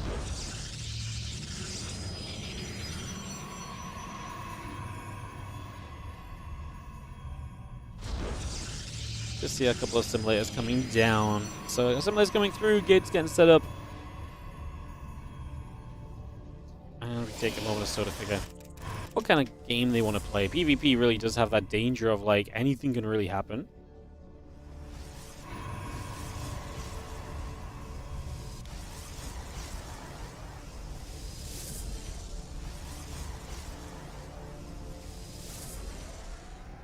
Coming about again, a couple of those mineral patches getting knocked around a little as well.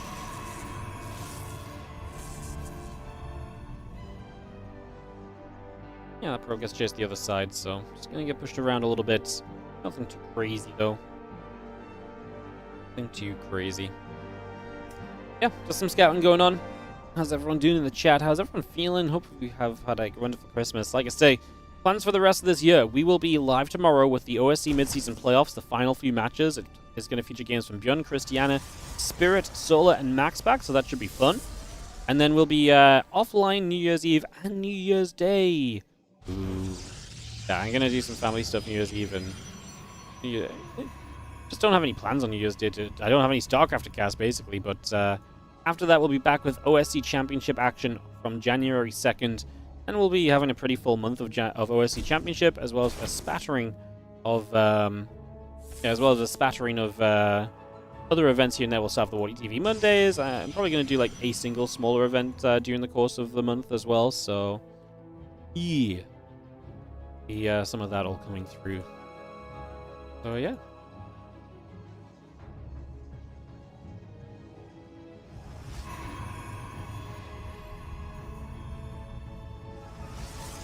Thanks for today's games, the Christmas Day tourney. Christmas Day tourney was cool, no? I really enjoyed it. I always like it. Like, it's such a fun feeling. Like, it's such an inefficient tournament. Like, it cost me so much money for like 1 day of streaming, but I think it's a really fun little celebration of our year, and a chance for me to kind of hang out and chat as well is kind of cool and stuff. Yeah, I really like it. It's fun, but it's different kind of fun, you know? Yeah, it's just something different. I always like it. And some great games involved as well. The prison coming up as we settle ourselves down over the next couple moments. So we are going to see prison going to get loaded up here. Going to come over to the sides and just going to be having ourselves settling for the next few moments.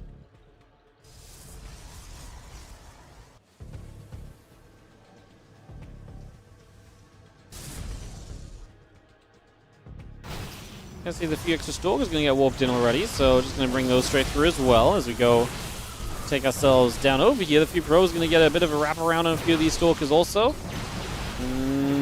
Classic with this aggression is going to start doing a lot of damage. herO's battery is about to be out of energy, so this is going to start getting very bad very quickly. How out of control is this actually getting? This actually starts to seem very bad. The Prism's still here, warping into the base. Pros have to be pulled, and Classic is just in the process of killing herO. Oh my god, the Stargate gets denied with the Void Ray about to pop. Not sure this Void Ray is going to change much, to be honest, but damn. I mean, even still, it doesn't matter because it never comes out. And so, just like that, it's a 2-0 lead for Classic, and our finals is going to be a bit of a smack around. Come on, herO, let's untilt as Classic looks for back-to-back Monday Cup victories. He has won back-to-back before, right? Classic. Yeah, he won back-to-back Monday Cups right back in 34 and 35. When he first won one, he won 2 in a row. Alright, Classic looking to win a second time back-to-back victory in a Monday Cup on the WardiTV side of life, at least. Let's see what happens as we get this started off. And what could be our final game of the day already. Can someone tell me why people try and make Void Rays in PvP? Because they're very good defensively with batteries. Especially when you're trying to set up into a macro game and you get the Oracle out for your control and you realize your opponent's being aggressive. You then have to build the Void Ray. It's the only thing that can save you. It does a lot in those situations. Like, if you know your opponent's gonna be super aggressive into you, you don't build a Stargate to then build a Void Ray, you build a Robo to go into an Immortal. But the Void Ray comes out very quickly when you already have the Stargate out, and so yeah, it's your way of defensively kind of utilizing the Stargate, basically.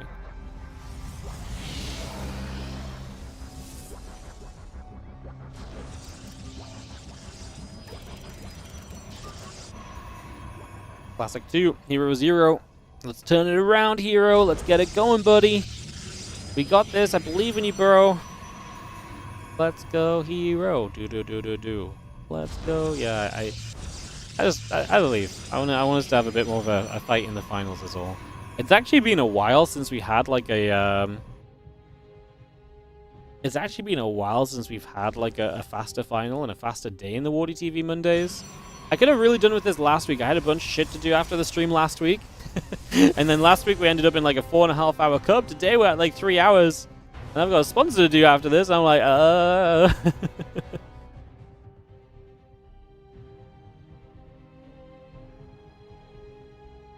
Alright guys, we got ourselves a little bit of setting up. The cyber cores coming through.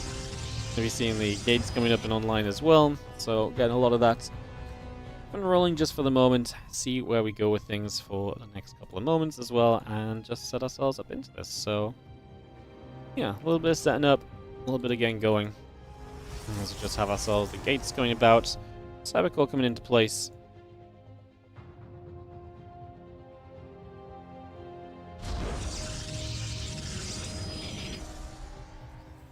Robo facility is going to be proxied this time from herO, so he's going to turn the aggression on this time around.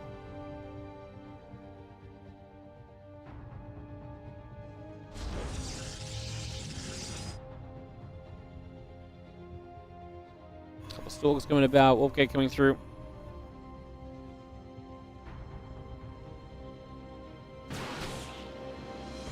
It's gonna go chasing after the probe for a couple of moments.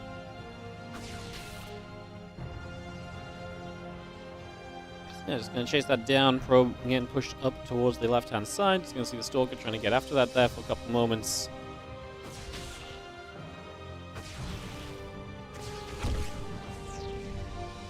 Obviously just trying to scout around. Classic on his way to a defensive Robo in base, so that's nice, but the aggressive Robo will still have the advantage of kind of what we saw with Showtime in the earlier game, where it's like you can set up and still kind of look to deny your opponent's you can basically look to deny your opponent's kind of gateways and kind of wall off and so on. So if you do get forward with your Robo a little bit sooner, there's definitely a benefit to that, so it's definitely something to think on.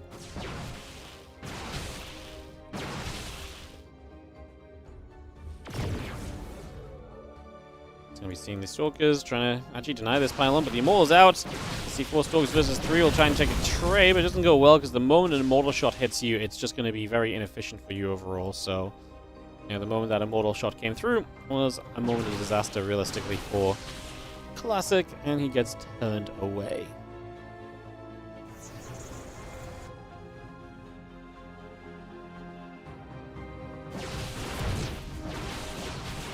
couple Stalkers and the Immortal still chasing through. That Stalker taking a few more shots. It's going to be having the Immortal coming up on both sides. Those gates coming over as well. And a lot of that into play just for the moment.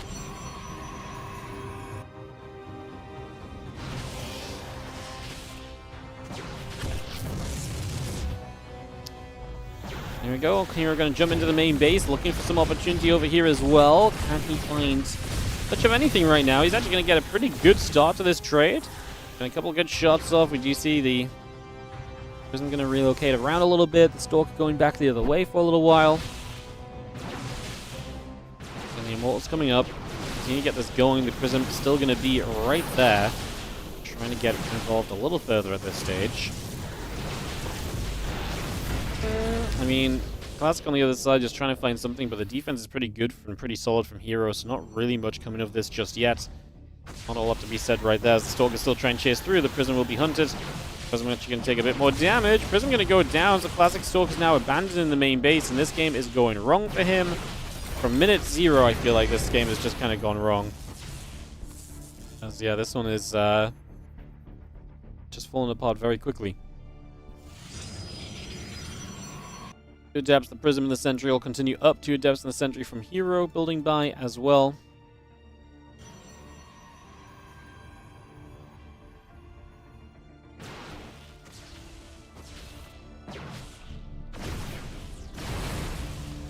Now herO just pushes on the other side, and Classic is going to be the one who has to sit in his base, and then, like I say, their advantage is to being the aggressor here. Being able to just knock down this gateway is going to be nice. He's going to force field some units in. The micro from Classic lacking still.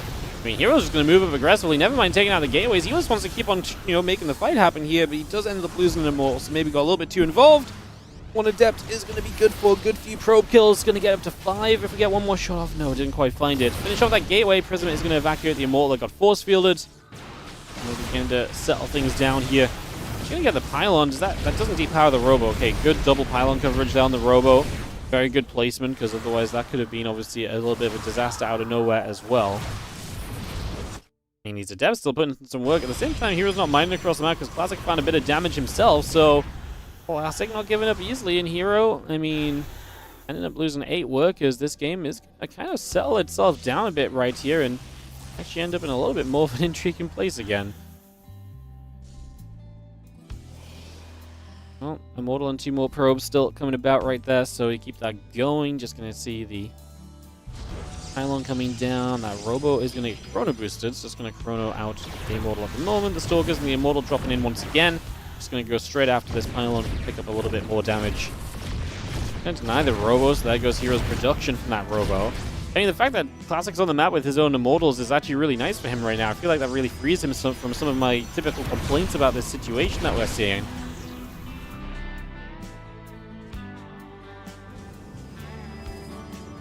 Again, 2 Immortals, Sentry and the Stalker are going to gather up for the moment, so we just reset here for a couple moments and figure out what we do next as the Immortal Sentries, the Stalkers gather in. Just going to see the Gateway and the Probe coming about here from Classics, just going to get that on the go as well. 2 more Stalkers going to start producing pretty much immediately right now, so just going to get that straight rolling for the moment. Stalkers will just go in after the Prism. Prism will take a few more shots, the Immortals will unload. A couple of these Stalkers already going down, so a couple of Stalkers going down, a few more Stalkers and the Immortals coming back over once again. And then the Prism goes down for Classic, so there goes that. That's obviously very expensive, because all of a sudden now you are kind of down a lot from what you had, and especially your map control is obviously going to be disappearing. And all that pressure you're able to apply is just being removed, and so herO feels way better about the situation now that Prism and the units are gone. So, yeah, that's rough.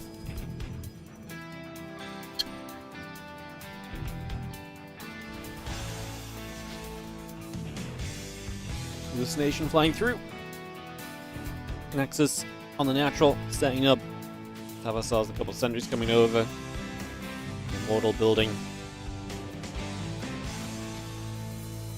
Stalker underneath is able to get rid of the hallucination there as well. So it's going to be able to take that out, so that will pull.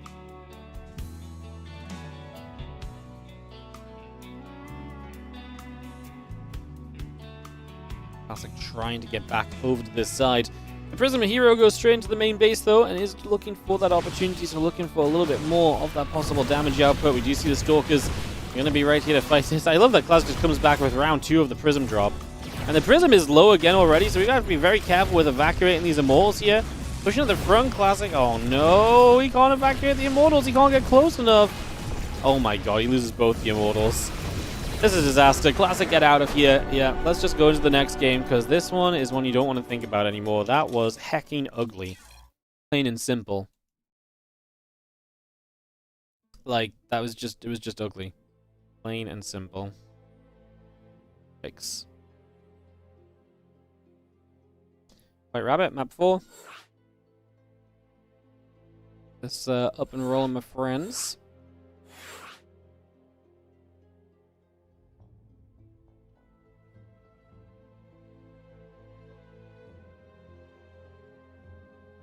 Everyone joining us here, so it should just be a moment or two. Kick this off to our next game.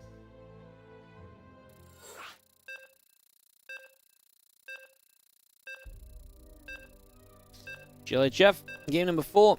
Let's get to it, my friends. Let's get at some more StarCraft 2 here in the finals today of the WardiTV Mondays. Now that game really went just disastrously for Classic, so herO gets a map back. Can he get 2 more in a row to bring himself out of this troubling situation? Like, obviously right now he's in a bunch of trouble. Not going well for him.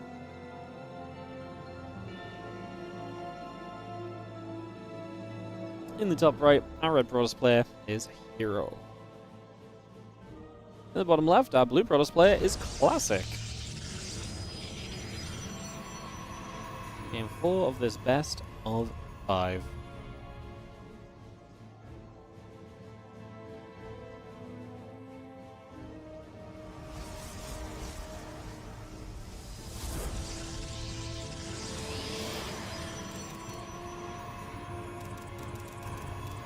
Okay, wait, at the front will be our starting point here. Just going to see the couple probes coming through as well. So gates coming up, simulator coming through. Have that on the way initially. Let's just have a probe heading toward that upper right hand side and just moving straight across here to start things out.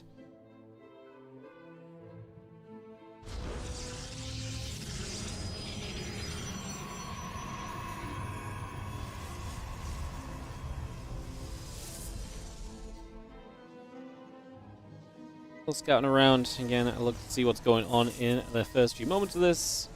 Check to see what's happening. And yeah, I'm just gonna throw a couple shots in here and there. A moment or two, nothing too crazy. Will we see more robos on the map? Will we see more aggression, or do we have other plans here? Who will be the aggressive if we have one? Do we actually maybe see a macro PvP? Obviously, there's been a selection of faster games so far, and oftentimes that is just what PvP is, but maybe there's a possibility that we see something a little bit more developed as well. We'll see, I suppose, how this goes.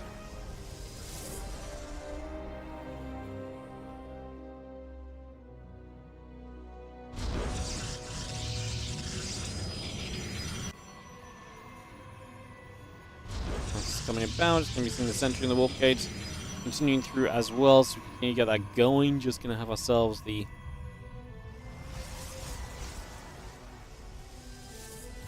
two Stalkers. I mean, obviously just expanding quickly here is Classic, so it'll be kind of herO who will want to be the aggressor. If there is going to be an aggressor here, I suppose, is kind of our question mark. So let's see how that pans out. The Stalker going to fire back a little bit, put more damage out already.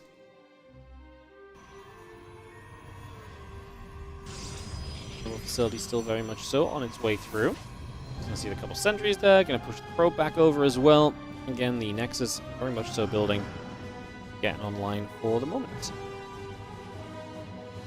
And Robotics Facility will be the choice from Classic, and that will give him a defense.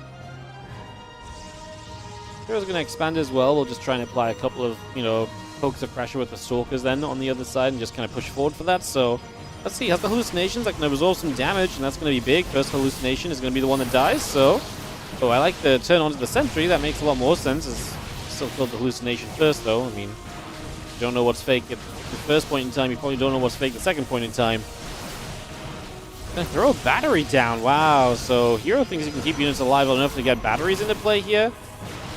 A little crazy, I think, is see the probe helping out as well, putting a few more nibbles in, and wants to be a part of this battle. Another stalker going down though from herO. I mean, so far I would say his micro is not really getting it done, unfortunately. Like, it's just not quite finding what he's probably really wanting to find of this at the moment. So yeah, not sure if that's exactly going great.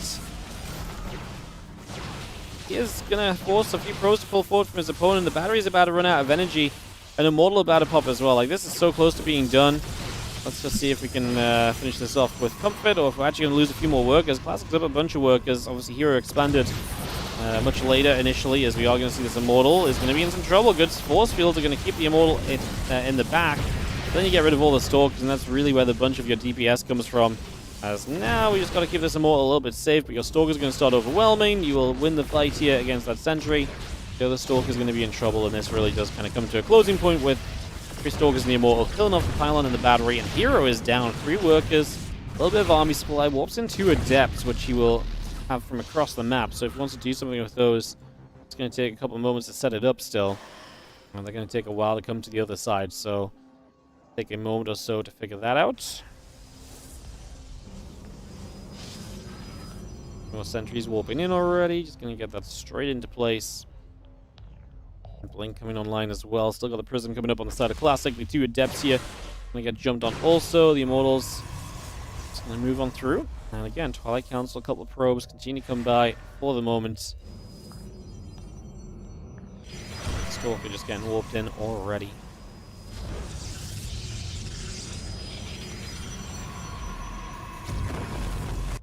Adepts still gather. The 2 Immortals and the Sentries will begin to move out onto the maps. Just going to get straight across there to begin with.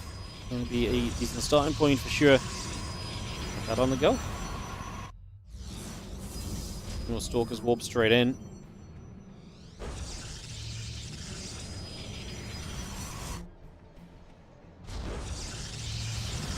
Well, Adepts will just go chasing about again. The Blink on the way through as well. So again, we get a lot of that straight into play right now. Resonating Glaives and a couple of Gateways coming through too. I'm going to see a bit of a fight here as Classic wants to take advantage and make the most of his situation right now as well. So he's trying to get something going right away for himself. Those force fields across the front looking good. We do see the Prism going back around. We see the Probes are going to step over. We do see the Adepts on the other side also going to put themselves in place. Going to see that Stalker going to get jumped on. A couple of those force fields already dropped into position. Battery is going to go down. Now that Blink still ticking along for the moment. It's about to complete here from herO. The Probes, the Gateway, the Robo Facility coming up as well. But man, Classic just has so much stuff right now. And these Stalkers, as you can see, are just going to be in a whole bunch of trouble. Do you see the attack is obviously going very well for Classic, and he is about to lock himself down. WardiTV Monday 67, I think. He will step back into this fight onto these Stalkers that do have Blink, so we're not done yet. I mean, herO will be able to maybe somewhat clean this up and then try and recover with Blink, but then Adepts showing up. There's going to be Glaives behind this. I mean, Classic just bringing the Adepts in quickly rather than messing around and screwing about with them. Let's see that Stalker going down. These few Adepts still getting jumped on. Resonating Glaives just coming up. The Prism on the way. The Assimilator coming by as well. So again, just that coming on through as that Glaives is going to finish in the next few moments. So the secondary push from Classic is probably going to be more than good enough to get the job done here, I would imagine.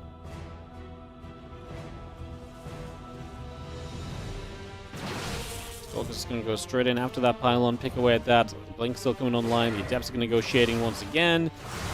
I think we do really have ourselves a solution to this game already coming about here, as just don't really see what you do right now as I do not see at all what you do right now, honestly, as herO. These Adepts have Glaives, so it's going to be even tougher as he tries to run the Probes away. He's going to try and keep himself alive. Like, he is believing. He is believing with his life that there's going to be an opportunity or so here. See, a couple of the Adepts do get cleaned out. And like I say, you've got the Blink, so you feel like there's some, like, chance. You feel like there's, like, a bit of efficiency you can maybe find. There's, like, a little bit of hope, possibly, maybe, that you can maybe take for yourself from this one. So, like, that's what I mean. Like, you kind of take that hope and you're just going to run with it because you don't really have much other choice. As Blink comes up from Classic, he's going to have the same amount of efficiency plays as herO is, so that's obviously going to go out the window as an advantage as well. So that's obviously just going to become an issue too. Do you see the Stalkers, the Immortal? I'm going to get forward, picking off that Adept already. Just going to be seeing a few more Stalkers coming through as well, picking off another Adept or so for a couple of moments. Forge about to complete on through. And we have ourselves the Nexus coming on up out the side of herO, so he will just try and expand to a third. I mean, Classic already has a third base. He's going to see this in a moment or so. Like I say, it really feels like we're playing with a lot of hope right now, you know? We're playing with a lot of, like, belief that we can maybe somehow, some way magic up an answer to this, but man, the Adepts are back, so you're going to take even more eco damage. Battery at least comes onto the high ground, so you're going to keep the Adepts to the low ground, which will just actually cancel that shit to try and get away. They're going to be able to spot over to this side for a moment or two as well, so look at some information. I mean, this really is just such a doomed scenario, man. Like, I hate being so negative, but I mean, you can see herO desperately trying to do something with these Stalkers. They're going to go down as well. I'm 90% sure herO knows it's over. He just is not happy with how the series went, and he's just going to make Classic work till the very last seconds of this game to make sure that it ends. I don't know. Like, there's no way herO doesn't know that this one is done-zoed, right? So, yeah, I think, yeah. I don't have anything else to add, guys. Like, this is done-zoed. We know it's done-zoed. The game's a disaster. Yeah, like I say, not really much else to say on my side. Just waiting for this to get all wrapped up. Stalker Immortal gonna come through the prism overhead. We will see a few more Stalkers on the ground there. You know, run back the other direction. I'm British, so I'm too honest to hype this. I mean, what is there to hype? Like, herO's not even doing anything with these Stalkers, man. It's like the entire time that herO's been surviving, he's killed like 3 workers. Like, there's no excitement about this in the slightest. Like, this is done, dead, over, finished. Classic 3, herO 1. As we round up today's WardiTV Mondays. Guys, we will be doing some sponsored content on Twitch here, so I'm going to wrap up the StarCraft and say a couple of things, but if you want to support the stream for free, stick around for like 5-10 minutes. You don't even have to watch the full hour. Simply being here for like a couple of... simply being here for a couple of minutes of the sponsorship helps us out a bunch, so it does not take much. Just stick around for like 5-10 minutes. If you're on the YouTube, it's not a YouTube sponsorship, it's Twitch only, so... if you're on the YouTube, you can jump over to Twitch and be a viewer for a few minutes. It also helps us out, and it helps us to do more StarCraft 2 content in the future. So, if you want to help that out, you can check that out as well. Appreciate it if you do. Cool. So.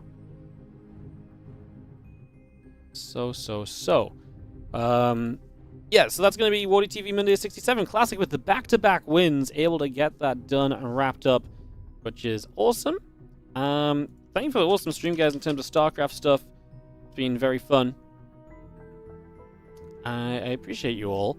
Like I said, it's the last day of the Surfshark sponsorship, so check that out as well.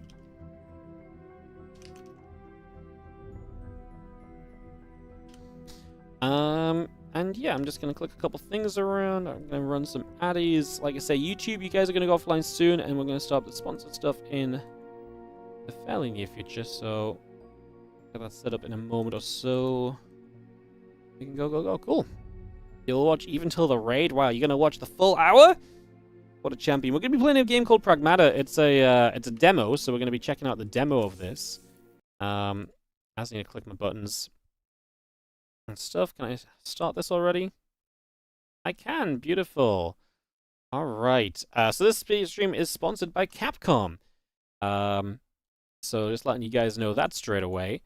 We're going to kick this off in a second, guys. I'm just wrapping a couple things up. I'm just running some ads on YouTube. Like I say, YouTube, guys, you will go offline in a few moments. You can join us on Twitch if you want to check out the sponsored content.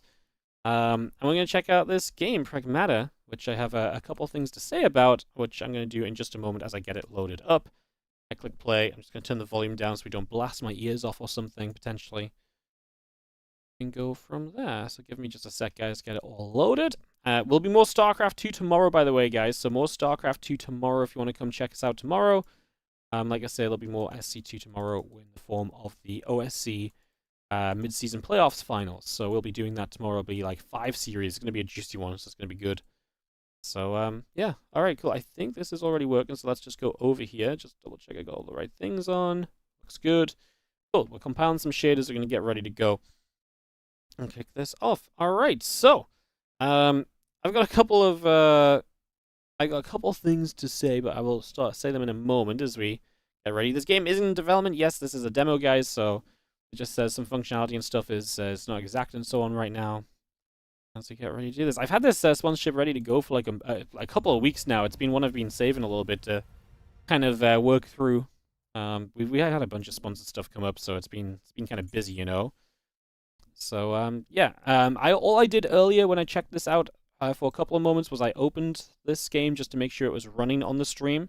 So you guys should be seeing the full kind of view of just like everything kind of the way it should be, not missing out on a single thing.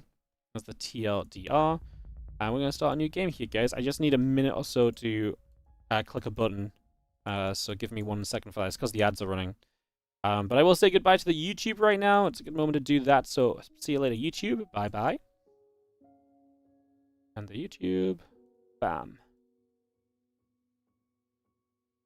Click them